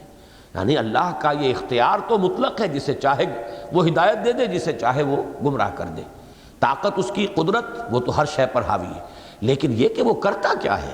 الٹ اپ نہیں کرتا معاذ اللہ، ظلم نہیں کرتا وہ معاذ اللہ، وہ جو حقدار ہے اس کو وہ حق پہنچاتا ہے، جو حق کے طالب ہے ان کے لیے حق کو کھولتا چلا جاتا ہے، اور جو حق کے طالب نہیں ہے، زیغ کے طالب ہے، وہ جو سورہ آل عمران کی آیت میں ہم پڑھ چکے، جن کے دلوں میں کجی ہے، تو ان کے لیے اللہ تعالیٰ کجی کے راستے کھولتا چلا جاتا ہے۔ یہ ہے سنت اللہ، یہ ہے اللہ کا قانون ہدایت و ضلالت، جس پر پہلے تو بہت مرتبہ میں نے تفصیلی گفتگو کی ہے کہ اس قانون کی کئی دفعات ہیں۔ قرآن مجید میں کہیں ایک دفعہ بیان ہو جاتی ہے، اس سے آدمی دھوکہ کھا جاتا ہے، جب تک کہ ان سب کو جمع نہ کر لیا جائے۔ نمبر ایک یہ کہ ہدایت و ضلالت کا اختیار مطلق اللہ کے ہاتھ میں، قدرت اس کی ہے، جس کو چاہے ہدایت دے، جس کو چاہے گمراہ کر دے، لیکن جو طالب حق ہوتا ہے اسے وہ ہدایت دیتا ہے، جو کجی کا طالب ہے اس کے لیے کجی کو کھولتا چلا جاتا ہے، جو غلط راستے پر بڑھتا ہے اس کے لیے اور راستے غلطی کے، گمراہی کے، بے حیائی کے اور آسان کر دیتا ہے، جو خیر کی طرف آتا ہے اس کے لیے خیر کی کٹھن منزلوں کو آسان کرتا چلا جاتا ہے۔ یہ ہے اللہ تعالیٰ کا پورا قانون۔ اور یہاں تک کہ وہ جو پہلا معاملہ ہے، دوسرا معاملہ جو کجی کے طالب ہیں، یہاں تک کہ وہ اس درجے تک پہنچا دیتا ہے انہیں اس تیسیر اور توفیق کے ذریعے سے جس کو کہا جاتا ہے پوائنٹ آف نو ریٹرن، اب وہ واپس لوٹ ہی نہیں سکتے، اس کو کہتے ہیں ختم اللہ علی قلوبہم وعلی سمعہم وعلی ابصارہم غشاوہ، اب ان کے دلوں پر مہر ہو چکی ہے۔ سواء علیہم انذرتہم ام لم تنذرہم لا یؤمنون، ختم اللہ علی قلوبہم وعلی سمعہم وعلی ابصارہم غشاوہ، وہ اس گمراہی کے اس حد تک پہنچ چکے ہیں کہ اے نبی آپ کا انذار، تبلیغ اور تبشیر اور تذکیر اور نصیحت اور وعظ سب ان کے حق میں اب بیکار ہیں، وہ اب ہدایت کی راہ پر آنے والے نہیں ہیں، ان کے دلوں پر مہر لگ چکی ہے۔ اب ان چار درجوں کو اگر سمجھیں گے تو کہیں آدمی کے لیے کوئی مشکل نہیں ہوگی، کوئی پریشانی نہیں ہوگی، لیکن کسی ایک جگہ پر تو ایک ہی بات آتی ہے، اس پر آدمی جو ہے پھر الجھ جاتا ہے۔ تو پورا قانون ہدایت و ضلالت جو ہے وہ ہمارے سامنے ہونا چاہیے۔ کذالک یضل اللہ من یشاء ویہدی من یشاء وما یعلم جنود ربک الا ہو۔ اب یہاں یہ بات کھول دی، اور نہیں جانتا تیرے رب کے لشکروں کو مگر وہ خود۔ کتنے فرشتے ہیں، بعض روایات میں آتا ہے کہ ساتوں آسمانوں پر بالشت بھر جگہ بھی خالی نہیں ہے جہاں کوئی نہ کوئی فرشتہ یا وہ قنوت کی حالت میں کھڑا نہیں ہے ہاتھ باندھے ہوئے اللہ کی جناب میں، یا وہ رکوع میں ہے یا سجود میں ہے، اس کے فرشتوں کی تعداد کو کون جان سکتا ہے؟ وما یعلم جنود ربک الا ہو وما ہی الا ذکریٰ للبشر، اور نہیں ہے یہ مگر ایک یاد دہانی، ایک تذکرہ، ایک نصیحت انسان کے لیے۔ یہاں لا کر قافیہ وہی آ گیا اس آیت مبارکہ کا۔ اب یہ اللہ تعالیٰ کا کلام کی قدرت اور اس کی فصاحت و بلاغت ہے کہ وہی جو چلا آ رہا تھا سأصلیہ سقر وما ادراک ما سقر لا تبقی ولا تذر لواحۃ للبشر علیہا 19، قافیہ وہی آ گیا وما ہی الا ذکریٰ للبشر، لیکن آیت 15 آیتوں کے مساوی ہے، اور اس کی داخلی جو ہے شہادتیں وہ بھی اسی طرف لے جانے والی ہیں کہ یہ کافی عرصے کے بعد یہ آیت نازل ہوئی ہے۔ اس عرصے تک اللہ نے کھلا چھوڑے رکھا، یہ مباحثے کرتے رہیں، غور و خوض کرتے رہیں، استہزاء کرتے رہیں، ان کا خوب سے باطن ظاہر ہوتا رہے، جو گندگی جن کے دلوں میں ہے وہ گندگی نمایاں ہو جائے۔ یہ چونکہ اس کا فتنہ، اس کی طرف سے امتحان اور آزمائش کا ایک مسلسل اس کی سنت ہے، اس کا طریقہ ہے، لہذا اس وقت تک اللہ تعالیٰ نے انہیں بعد میں اس کو کھول دیا۔ وما ہی الا ذکریٰ للبشر، ہیا سے کیا مراد ہے؟ یا تو کسی ایک آیت کی طرف اشارہ ہے، یا اس سورہ مبارکہ کی طرف اشارہ ہے، یا سقر کی طرف اشارہ ہے کہ یہ سقر کا تذکرہ جو یہاں کیا جا رہا ہے یہ صرف اس لیے کہ لوگوں کو ہوش آ جائے، جاگ جائیں، ان کے لیے جو ہے ایک مرتبہ چونکنے کا سامان فراہم کر دیا جائے، کیونکہ مؤنث کی ضمیر ہے تو یہ ان میں سے مختلف چیزوں کی طرف، یا یہ پوری صورت کی طرف، یا آیت کی طرف، اور یا یہ کہ سقر کی طرف جو ہے یہ ضمیر جو ہے یا وما ہی الا ذکریٰ للبشر۔ ذکرہ کے لفظ پر بہت گفتگویں ہوئی ہیں، ذہن میں صرف تازہ کر لیجئے، قرآن کے فلسفہ اور حکمت کا یہ بھی اہم مضمون ہے کہ علم حقیقی انسان کی فطرت میں موجود ہے۔ اللہ کا علم، اللہ کی توحید کا علم، اللہ کی صفات کمال کا علم فطرت میں ہے۔ فطرت سے مراد کیا ہے؟ ہماری روح، اور روح کا ایک تعلق ہے براہ راست ذات باری تعالیٰ کے ساتھ، تو سب کچھ تو ہے اندر۔ ہر شخص اپنے اندر سب کچھ لیے ہوئے ہے۔ میں نے آپ کو ایک شعر سنایا تھا، وہ یہ جو ایک زمانے میں ہندوستان میں کچھ ایسے لوگ پیدا ہوئے، مسلمان ہندو ملے جلے، ان کا ایک بھکتی کی تحریک چلی تھی، تو ان کی ایک خاص شاعری اس دور میں پیدا ہوئی ہے، تو بھیکا بھوکا کوئی نہیں سب کی گٹھڑی لال، گرا کھول جانے نہیں اس بد بے کنگال۔ یہ ہندی زبان کی بڑی خوبصورت دوہا ہے کہ وہ بھیک ہے، شاعر جو ہے وہ جو درویش ہے کہہ رہا ہے کوئی بھوکا نہیں ہے انسان، ہر ایک کی گٹھڑی میں لال ہے۔ بہت بڑا موتی قیمت ہیرا جو ہے ہر ایک کی گٹھڑی کے اندر ہے۔ گٹھڑی ہوتی تھی جس میں لوگ مال لے کر چلتے تھے اپنا، لیکن وہ گرا لگی ہوئی ہے، گرا کھولنی نہیں آتی، اس لیے کنگال بنے پھرے ہوئے ہیں، حالانکہ ہیرا موجود ہے۔ وہ ہیرا کیا ہے؟ وہ تو وہ روح ربانی ہے، وَنَفَخْتُ فِيهِ مِن رُوحِي، وہ تو فطرت انسانی میں موجود ہے۔ ہم نے اس کی طرف سے اپنی توجہ ہٹا لی ہے۔ وہ گرا کھولے نفس کی اور کچھ نفس کا تزکیہ کرے اور وہ اس کے اندر سے برآمد کرے، قد افلح المومنون، کھود کر نکالنا ہے اندر سے، تو گرا کھول کر گٹھڑی میں سے وہ مال نکالنا ہے۔ مال تو بڑا قیمتی ہر ایک کے پاس ہے۔ بھیکا بھوکا کوئی نہیں سب کی گٹھڑی لال، گرا کھول جانے نہیں اس بد بے کنگال، اس سبب سے کنگال ہو گئے۔ تو اندر تو ہے قرآن مجید، وہ اندر کا جو علم حقیقت ہے اس کو اجاگر کرتا ہے، نمایاں کرتا ہے، یاد دہانی کراتا ہے۔ جیسے کہ آپ کو اپنے کسی دوست کی یاد جو ہے اب بہت عرصے سے وہ یاد نہیں آیا، ذہن سے اتر گیا، آنکھ ہو جل پہاڑ ہو جل، اچانک کہیں آپ نے ٹرنک کھولا، اس نے کبھی آپ کو کوئی قلم دیا تھا، وہ قلم نکل آیا، دوست یاد آ گیا۔ نہ آپ کی انٹینشن تھی، نہ آپ کا ارادہ تھا، نہ آپ کوئی میڈیٹیشن کر رہے تھے بیٹھے ہوئے دوست کو یاد کرنے کے لیے، کوئی اپنے ذہن کے وہ حافظ خانے کے نیچے سے وہ فائل برآمد کرنے کی کوئی آپ کی کانشیس ایفرٹ نہیں تھی، لیکن ایک نشانی دیکھی اور یاد آ گئی۔ اسی طرح قرآن مجید تذکیر کرتا ہے، یاد دلاتا ہے۔ آیات آفاقی، آیات انفسی، آیات قرآنیہ، یہ تینوں مل کر جو اندر ہمارا ڈورمنٹ ہے، ہمارا کانشسنس، انر کانشسنس جو ڈورمنٹ ہے، اسے ایکٹیویٹ کر کے ابھار کر سامنے لے آتا ہے۔ وَمَا هِيَ إِلَّا ذِكْرَى لِلْبَشَرِ كَلَّا وَالْقَمَرِ۔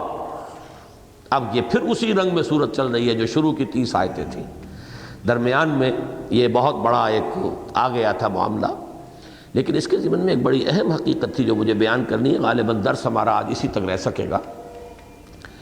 اس 19 کے حوالے سے ایک مسئلہ کچھ عرصے پہلے پوری دنیا کے اندر اٹھا ہے، اور وہ ایک دور جدید کا ایک بڑا کارنامہ، اور کمپیوٹر کے ذریعے سے قرآن مجید کی حقانیت اور صداقت کا ثبوت اور زندہ معجزہ قرآن کا بہت کچھ یہ پھیلا۔ اور ایک شخص ہے رشاد خلیفہ، ڈاکٹر رشاد خلیفہ، امریکہ میں، اس نے یہ دعویٰ کیا کہ کمپیوٹر نے ثابت کر دیا ہے کہ قرآن مجید کے اندر اس کا ایک میتھمیٹیکل سسٹم ہے، اس کا ایک ریاضیاتی نظام ہے، اور اس میں اس نے اس 19 کے عدد کو بنیاد بنایا۔ قرآن مجید کی بھی حفاظت پر 19 کا عدد معمور ہے، یہ اس نے فلسفہ پیش کیا۔ اس کے لیے کچھ شواہد اس نے پیش کیے کہ ایک تو یہ کہ قرآن مجید کی ہر سورت کے شروع میں سورہ آیت بسم اللہ ہے، اور بسم اللہ کے 19 حرف ہیں، یہ اس کا قول ابھی میں آپ کو سنا رہا ہوں سارا جو چلا ہے۔ پھر ایک اس نے یہ کہا کہ قرآن مجید کی جن سورتوں کے شروع میں حروف مقطعات ہیں، تو اس سورت میں وہ حرف 19 کے ملٹیپل کی حیثیت سے آیا ہے۔ مثلا اس کی جو ایک دلیل یا ایک مثال جو بہت میرے لیے کنونسنگ تھی کہ سورہ قاف ہے، قاف والقرآن المجید بل عجبوا ان جاءهم منذر منهم فقال الكافرون هذا شيء عجیب۔ اس نے کہا اس میں حرف قاف سے یہ شروع ہوئی، اور قاف 57 مرتبہ آیا ہے، جو ملٹیپل ہے 19 کا، 19 تھی 57۔ اچھا، یہ ایک ایسے اتفاقی بات بھی ہو سکتی تھی، لیکن جو اس نے توجہ دلائی جو بہت کنونسنگ میرے لیے بھی ہوئی ایک دور میں، اور میں نے اس کا ذکر بھی کیا اپنے دروس میں، یقیناً میرے سابقہ دروس میں اس کا حوالہ ہوگا، وہ یہ کہ واقعہ یہ ہے کہ میں حیران رہ گیا۔ سورہ قاف میں جب سابقہ رسولوں کا اور ان کی قوموں کا ذکر ہوا ہے، کذبت قبلہم قوم نوح واصحاب الرس وثمود وعاد وفرعون واخوان لوط واصحاب الایکۃ وقوم تبع کل کذب الرسل فحق وعید۔ اب یہاں اس نے کہا اخوان کا لفظ لایا گیا، اگر قوم کا لفظ آتا تو قاف 58 ہو جاتے۔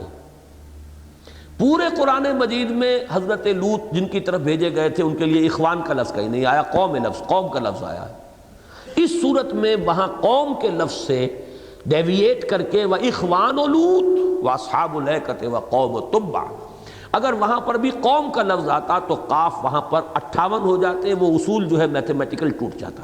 اب یہ بڑی کنونسنگ بات تھی، لہذا اس قسم کی جو چند چیزیں سامنے آئیں تو اس کا نتیجہ یہ نکلا کہ لوگوں میں بڑی خوشی ہوئی کہ چلیے قرآن کی حقانیت کا ایک اور ثبوت ملا، اور کمپیوٹر نے قرآن کی صداقت کو ایک اور پہلو سے نمایاں کر دیا۔ اس پر عام مسلمانوں کا، اور میں خود بھی ان میں شامل رہا، اگرچہ میں نے پوری بات اس کی نہیں مانی تھی اس وقت بھی، میں نے ہمیشہ یہ کہا اپنے دروس میں کہ کچھ جزوی حقیقت اس میں معلوم ہوتی ہے، جزوی حقیقت، کلی حقیقت نہیں، لیکن یہ کہ یہ مثال ایسی ہے کہ جو میرے لیے بھی بہت ہی کنونسنگ تھی۔ سورہ قاف میں نے گنتی کی، کئی دفعہ گنتی، اب آج بھی میں نے خاص طور پر جب مجھے، چونکہ میں نے آپ کو بتایا کہ یہ سلسلہ درس جو ہے اس میں اپنے سوچ کا آخری نچوڑ بیان کر رہا ہوں، پھر وقت آتا ہے کہ نہیں آتا، موقع ملتا ہے کہ نہیں ملتا، تو میں اگر کوئی خطا ہوئی ہے تو اس کی تصحیح بھی، اور اگر کوئی بات مزید مجھ پر منکشف ہوئی ہے تو میں اس کو پورے طور پر کھول کر اس وقت جو ہے اپنا وہ قرض زندگی کا جو ہے اتار رہا ہوں۔ تو اس میں بھی مجھے وہ بات کہنی تھی، اور میں نے شاید کہ میں ذرا ہمت کرتا تو درس شاید پچھلے جمعے بھی میں دے لیتا، پچھلے ہفتے بھی، لیکن مجھے وہ اپنے طبیعت کی خرابی کی وجہ سے اس معاملے میں جو تحقیق میں کرنا چاہتا تھا مزید اس کا وقت نہیں ملا تھا۔ میں نے دو اپنے ساتھیوں کو آج لگایا کہ سورہ قاف کے قاف گنو، کیونکہ میں نے جب گنتی کی تو غلطی ہو جاتی ہے، اس میں کہیں کچھ بن رہا تھا، کبھی 52 کبھی 53۔ اچھا اس میں یہ چکر بھی تھا کہ قاف جہاں تشدید کے ساتھ آیا ہے اسے 2 معنی یا 1 معنی، تو اس میں بھی کہیں میں نے دیکھا کہ وہ تو نہیں بن رہے 57 جیسا کہ اس نے کہا ہے، جس کی وجہ سے میں نے اتنی اہمیت دے دی تھی اس کو۔ لیکن آج میرے 2 ساتھیوں نے بڑی محنت کر کے پھر پوری طرح گنا ہے، تو گنتی کر کے قاف چاہے مشدد ہو اور چاہے بغیر تشدید کے ہو، اس کو 1 گنے تو واقعتاً 57 بنتے ہیں۔ And it's a but convincing argument, یقیناً اس کے اندر ایک جو ہے وزن موجود ہے۔ باقی سب کا لمبا چوڑا ہم نے کوئی حساب کتاب نہیں بنایا ہے، لیکن یہ ہے کہ محض یہ بات بھی ظاہر کرتی ہے کہ کچھ نہ کچھ حقیقت اس میں ہے، اور اتنا ہی میں نے بیان کیا تھا، کبھی اس سے زیادہ میں نے اس کی بات کو بیان نہیں کیا۔ بعد میں کچھ خبریں آنی شروع ہوئی، یہ بات جس حد تک میں نے تائید کی تھی مجھ سے کہیں آگے بڑھ گئے شیخ احمد دیدات، وہ جو آج کل ویسٹرن ورلڈ میں تو بہت ہی معروف ہے، عیسائی پادریوں کے ساتھ مناظروں میں انہیں بہت کامیابیاں اللہ نے عطا فرمائی ہیں، اور بڑا انہوں نے اس سلسلے میں بڑا قیمتی کام کیا ہے۔ اب چونکہ ان کا بھی موضوع یہ نہیں ہے، وہ تو ایک مناظر ہے، انہوں نے بھی اس مسئلے کو جب سامنے آیا انہوں نے بھی سمجھا کہ بہت اچھی بات سامنے آ گئی، انہوں نے اسے خوب پھیلایا، بہت زیادہ پھیلایا۔ میں تو اللہ کا شکر ہے کہ ریکارڈ پر یہ میں نے ہمیشہ یہ کہا کہ کوئی جزوی حقیقت معلوم ہوتی ہے، کچھ وزن اس میں ہے، باقی اس سے آگے کوئی اس کو ایڈوکیٹ کرنا یا اس کو پھیلانا یا اس کو بہت زیادہ اس کے بارے میں تیقن کا جو اظہار ہے وہ میں نے نہیں کیا۔ انہوں نے اسے بہت پھیلایا، قرآن مجید کی صداقت کے لیے اس کا خوب عام کیا، چرچا کیا، لیکن بعد میں جو خبریں آنی شروع ہوئی وہ بڑی تشویش کا موجب ہوئی۔ معلوم یہ ہوا کہ وہ شخص بہائی ہے، بلکہ بہائیوں کا اعلی کار ہے، اصل میں وہ کاپٹک کرسچین ہے، قبطی کرسچین ہے، یہ جو کاپٹکس ہیں ایجپٹ کے ان میں سے ہے، وہ ہے مصری رشاد خلیفہ، اور بہائیوں کے ہاں 19 کا عدد جو ہے وہ ہمیشہ سے ہمیشہ کیا، بہائیوں کی کل تاریخ جو ہے وہ 1 صدی کی ہے تقریباً، اس لیے کہ محمد علی باب یہ پیدا ہوا تھا 1819 میں، وہاں سے چلا ہے یہ 19 کا عدد کہ جو بڑی اہمیت والا ہے، 1819 میں پیدا ہوا، پھر 1819 کی عدد جمع کیجئے، 1 + 8 + 1 + 9 پھر وہ بن جاتا ہے 18، وہ 9 کا ملٹیپل ہے، اور ان کے ہاں یہ لفظ چلا آ رہا ہے۔ پچھلی صدی میں محمد علی باب، جیسے ہمارے ہاں قادیانی متنبی پیدا ہوا، ویسے وہاں پر پہلے یہ محمد علی باب، پھر اس کے مرنے کے بعد ایران میں 3 حصوں میں بٹ گئے، ان میں سے ایک حصہ وہ ہے جو بہائی بن گئے، بہاء اللہ۔ یہ بہائی جو ہیں یہ کافی ایکٹیو ہیں، ان کے ہال بنے ہوئے ہیں مختلف جگہوں پر، ان کا لٹریچر ہے، اور یہ کافی اندر ہی اندر جو ہے وہ اپنی تبلیغ کرتے رہتے ہیں، اور وہ اسے یعنی بہاء اللہ کو نبی بھی مانتے ہیں اور اللہ کا مظہر بھی مانتے ہیں، نہ معلوم کیا کچھ مانتے ہیں، بہت بڑے فتنوں میں سے ایک فتنہ وہ بھی ہے۔ ایران سے تو ان کا خاتمہ کر دیا گیا اس دور میں، خاص طور پر پہلے بھی ان پر سختی تھی، وہ محمد علی باب بھی قتل کیا گیا تھا، اور اس کے ساتھ وہ قرۃ العین بھی جو اس کی بہت بڑی مریدنی تھی وہ بھی قتل کی گئی تھی ایران میں۔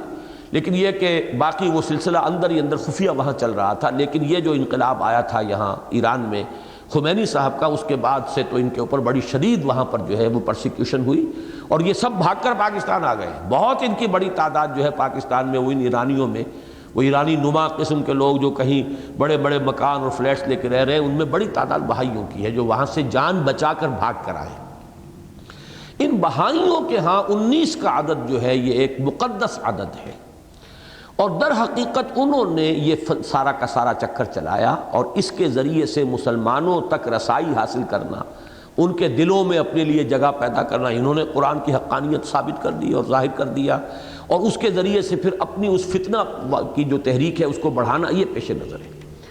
اس کا پھر جو فتنہ ہونے کا پہلو ہے وہ بہت زیادہ نمایاں ہو کر اس وقت آیا جب کہ اس شخص نے بھی نبوت کا دعویٰ کر دیا، یہ جو رشاد خلیفہ ہے، اور بہت سے لوگ اس کے پیرو ہو گئے ہیں، اور ایک بہت بڑے فتنے کی حیثیت سے امریکہ میں اس وقت یہ اٹھی ہوئی ہے تحریک۔ اور اس نے اپنے اسی میتھمیٹیکل آرگومنٹ کے تحت یہ کہا کہ قرآن مجید میں سورہ توبہ جو ہے اس کی آخری 2 آیات جو ہیں وہ جھوٹی ہیں، مصنوعی ہیں، وہ اس کا اصل حصہ نہیں ہے، وہ شامل کر دی گئی ہیں بعد میں، فالس ہے۔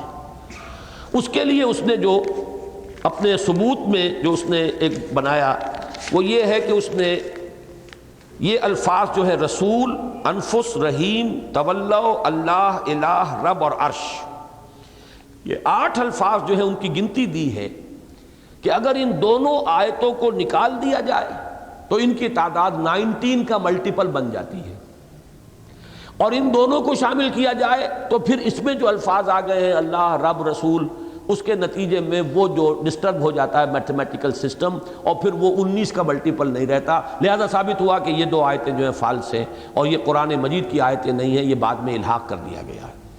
جب اس حد تک بات پہنچی تو پھر اہل ایمان کا اس پر جو ہے ماتھا ٹھنکا کہ یہ تو بہت بڑی ایک یعنی فتنے والی بات اور بہت بڑی گمراہی کی تحریک ہے۔ چنانچہ اس موضوع پر اللہ تعالیٰ جنت نصیب کرے اور ان کے درجات بلند کرے، مولانا عبد القدوس ہاشمی رحمہ اللہ، ان کا ایک بڑا قیمتی مضمون آیا تھا جو بہت عالمانہ فاضلانہ مضمون بھی ہے، بہت عمدہ مضمون ہے۔ وہ ہم نے جنوری 1987 کے حکمت قرآن میں شائع کیا تھا۔ ساتھ ہی یہ چونکہ ساؤتھ افریقہ میں احمد دیدات کے ذریعے سے یہ گمراہی بہت پھیل گئی تھی، تو اسی جگہ سے ایک رسالہ نکلتا ہے البلاغ، اور اس کے ایڈیٹر ارفاق ملک ہیں، ان کا ایک مضمون انگریزی میں وہ بھی ہم نے پورا اس میں شائع کیا تھا ڈاکٹر ابصار کے ایڈیٹوریل نوٹ کے ساتھ۔ تو یہ میں چاہتا ہوں کہ اس موضوع پر یہ بہت ہی اہم تحریریں ہیں یہ 2، اور یہ آپ حضرات پڑھنے کی کوشش کریں، بہت معلومات افزا بھی ہے، اور اس موضوع پر اس کی پوری جو ہے خباثت اس پوری تحریک کی وہ آپ حضرات کے سامنے آ جائے گی، اور انہوں نے کھول کر اس کی پوری جو ہے اس کا پردہ دری کر دی ہے، پردہ اٹھا دیا ہے کہ اصل میں حقیقت کیا ہے، اور اس قسم کی چیزیں جو ہے قرآن مجید کی حقانیت ان چیزوں کی محتاج نہیں ہے، معاذ اللہ ثم معاذ اللہ ثم معاذ اللہ۔ اور یہ ایک فتنہ تھا۔ البتہ اب اس پر جو آخری بات مجھے کہنی ہے کہ میرا جو وہ رائے تھی میری جو میں نے پہلے ظاہر کی، آیا میں اس پر قائم ہوں یا اس میں کچھ رد و بدل کر رہا ہوں، یہ میں ڈرتے ہوئے اپنی وہ رائے آپ حضرات کے سامنے پیش کر رہا ہوں، اس لیے کہ میں نے جیسا کہ عرض کیا ہے ان دروس میں جو یہ سلسلہ چل رہا ہے اس میں کوشش یہ کر رہا ہوں کہ اپنی بات غلط بھی ہو سکتی ہے، صحیح بھی ہو سکتی ہے، ان باتوں کے اندر ظاہر بات ہے کہ ہم معصوم نہیں ہیں، لیکن دیانت کا تقاضا ہے کہ جو بات ہو اس کو انسان بیان کر دے۔ میری جو آخری رائے بنی ہے، میں نے آج وہ پورا مضمون دوبارہ پڑھا ہے، مولانا عبد القدوس ہاشمی صاحب کا بھی، پھر وہ ارفاق ملک صاحب کا بھی، وہ پورا سلسلہ آیا ہے، تو میں اب بھی یہ سمجھتا ہوں کہ کہیں کوئی جزوی اعتبار سے اس کے اندر حقیقت کا پہلو ہے۔ 19 کا یہ معاملہ، اب مولانا عبد القدوس ہاشمی صاحب نے بسم اللہ الرحمن الرحیم کے الفاظ کو کہا ہے کہ یہ جو حروف ہیں یہ 19 نہیں بلکہ 21 ہیں، اس لیے کہ بسم جو ہے بے اسم ہے، الف اس کے اندر موجود ہے چاہے لکھا نہیں گیا۔ قرآن مجید میں اور بہت سے مقامات انہوں نے بتائے کہ بے اسم ہے، وہاں پر الف بھی ظاہر کیا جاتا ہے، اس میں نہیں آیا، لیکن یہ کہ اس میں کیوں نہیں آیا؟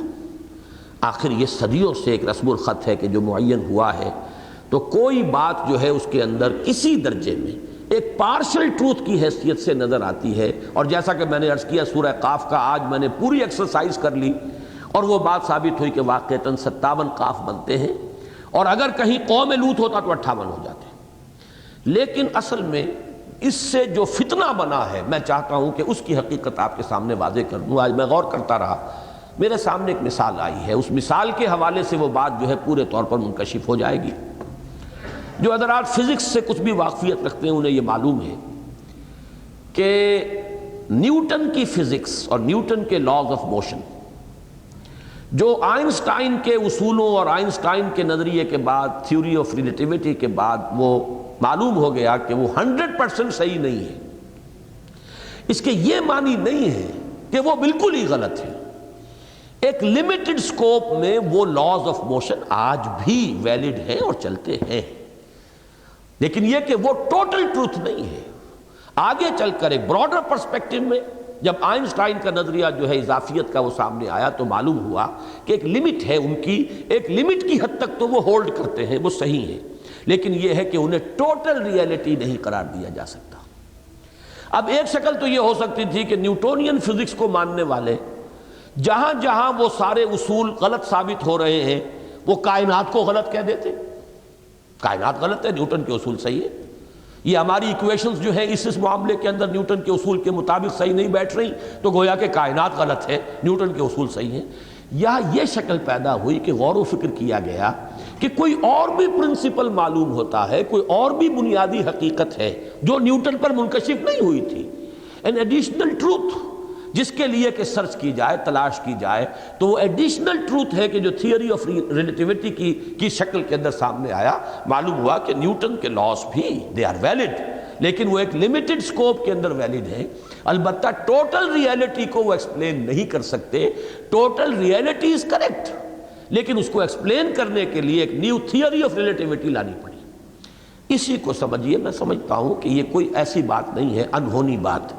جیسے کہ سائنس کے بہت سے فینومینا ہیں جو جب قرآن مجید میں ریفر کیے گئے تو اس وقت صحابہ کرام انہیں نہیں سمجھ سکتے تھے, اس لیے کہ سائنس کی معلومات اس وقت اتنی تھی نہیں, تو اس میں کوئی حرج کی بات نہیں ہے. قرآن کتاب ہدایت ہے, ہدایت انہوں نے سمجھی اور پوری سمجھی, اور قرآن کا عملی پہلو محمد الرسول اللہ صلی اللہ علیہ وسلم نے اپنی پریکٹیکل ایگزامپل سے واضح کر دیا, اسی کو پکڑنا ہے. عضوا علیہ بالنواجذ, مضبوطی کے ساتھ دانتوں کے ساتھ پکڑنا ہے.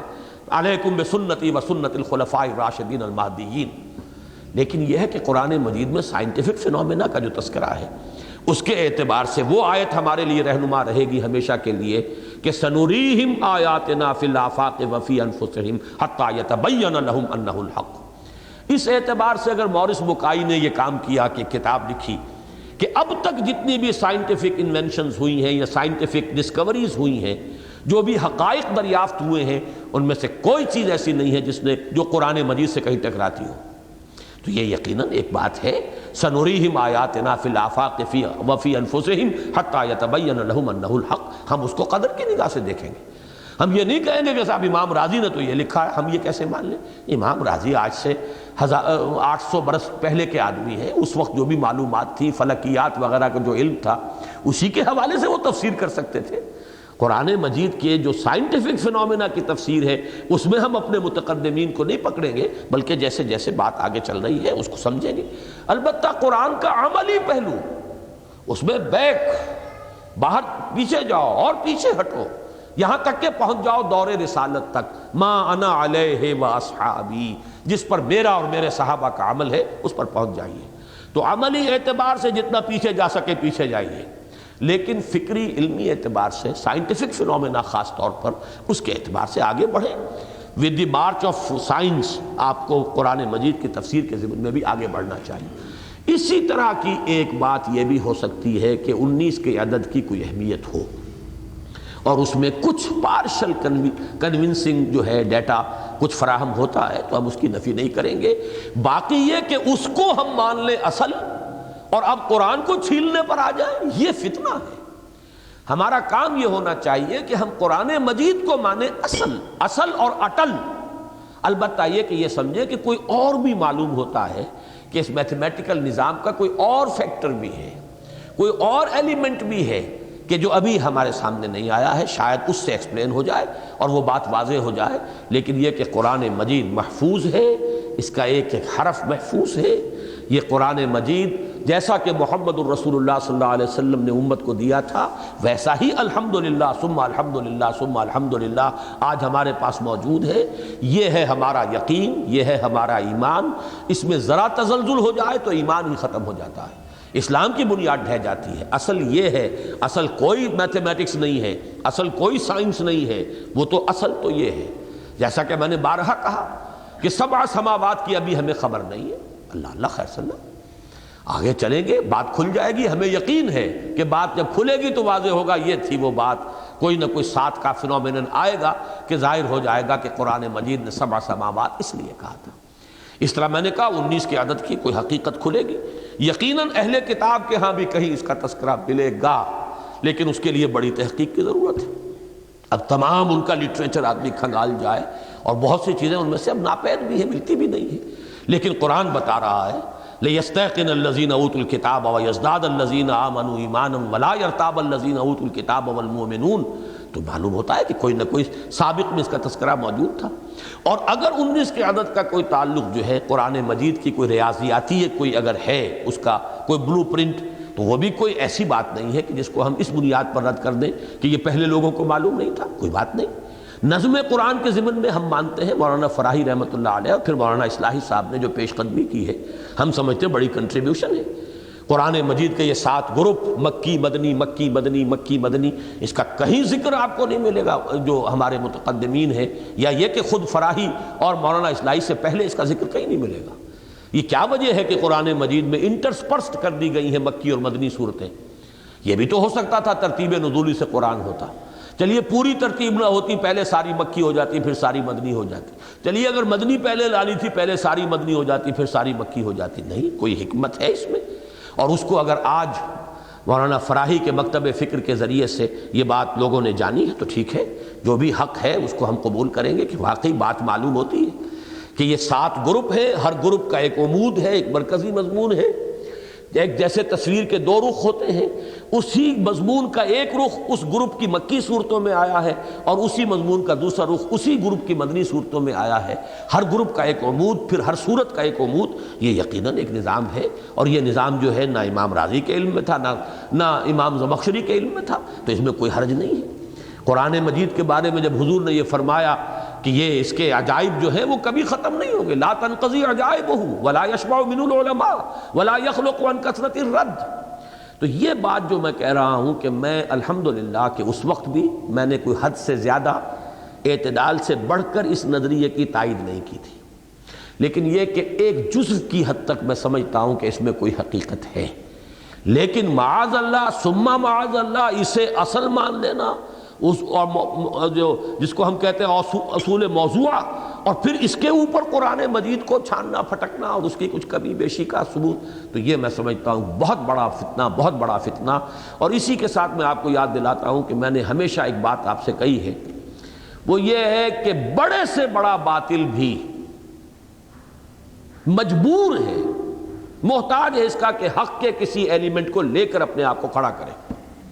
باطل محض کہیں نہیں ہو سکتا، بڑے سے بڑے باطل کو بھی ضرورت ہے حق کے کسی ایلیمنٹ کی ٹو سٹینڈ۔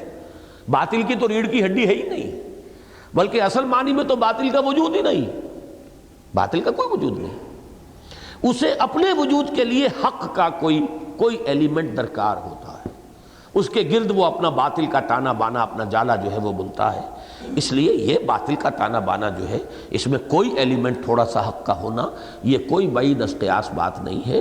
اس حد تک بات اگر 2-4 شواہد بھی ایسے ہوں، اگر گنتی کرنا آسان نہیں ہے، اس نے تو وہ دعوے کے ساتھ کہا ہے کہ یہ جو صورتیں ہیں جن کے شروع میں یہ آئے ہیں حروف، ان میں سے بعض مثلاً سورہ اعراف، اب اس میں جو حروف آئے ہیں صاد وغیرہ، الف لام میم صاد، اس نے ثابت کیا ہے، اب گنتی کرے کوئی، تو اگر ایسی کوئی چیز ہو تو میں نہیں سمجھتا، میں نے حروف مقطعات ہی کے ضمن میں یہ بات پہلے بیان کی تھی کہ یہ بھی کوئی ایک جزوی حقیقت ہو سکتی ہے، لیکن معاذ اللہ ثم معاذ اللہ اسے ایسی کلی حقیقت مان لینا کہ اس پر اب ہم قرآن مجید کے بارے میں فیصلے کرنے لگے، یہ بہت بڑا فتنہ ہے، اللہ تعالیٰ دنیا کو اس سے اپنے حفظ و امان میں رکھے۔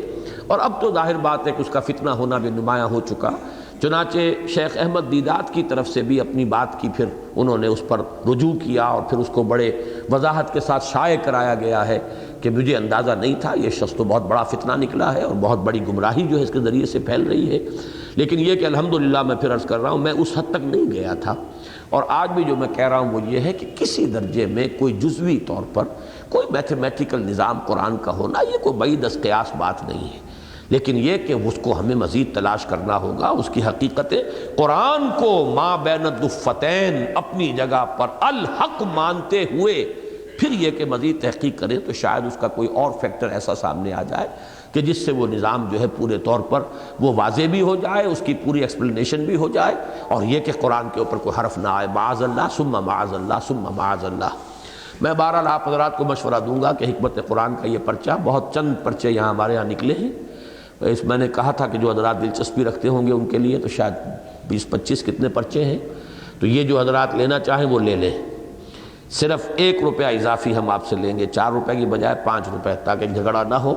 اور دوسری بات یہ ہے کہ یہ میثاق تازہ جو ہے جمعے میں جو لوگ شریک ہوئے ہیں انہوں نے تو ان کے علم میں ہے، میں نے کہا تھا اس کو ایک تحریک کی حیثیت سے آگے پھیلائیے، پہنچائیے، خاص طور پہ تبلیغی جماعت کے حضرات کو، کہ ان پر یہ حقیقت منکشف ہو کہ محض امر بالمعروف نہیں، قرآن مجید میں امر بالمعروف کے ساتھ نہیں منکر بھی لازم ٹھہرایا گیا ہے، اور اس کے بغیر یہ گاڑی جو ہے 2 پہیوں پر چلے گی، آگے نہیں بڑھ سکتی اگر ان میں سے ہم نے ایک کو اس میں سے ساقط کر دیا۔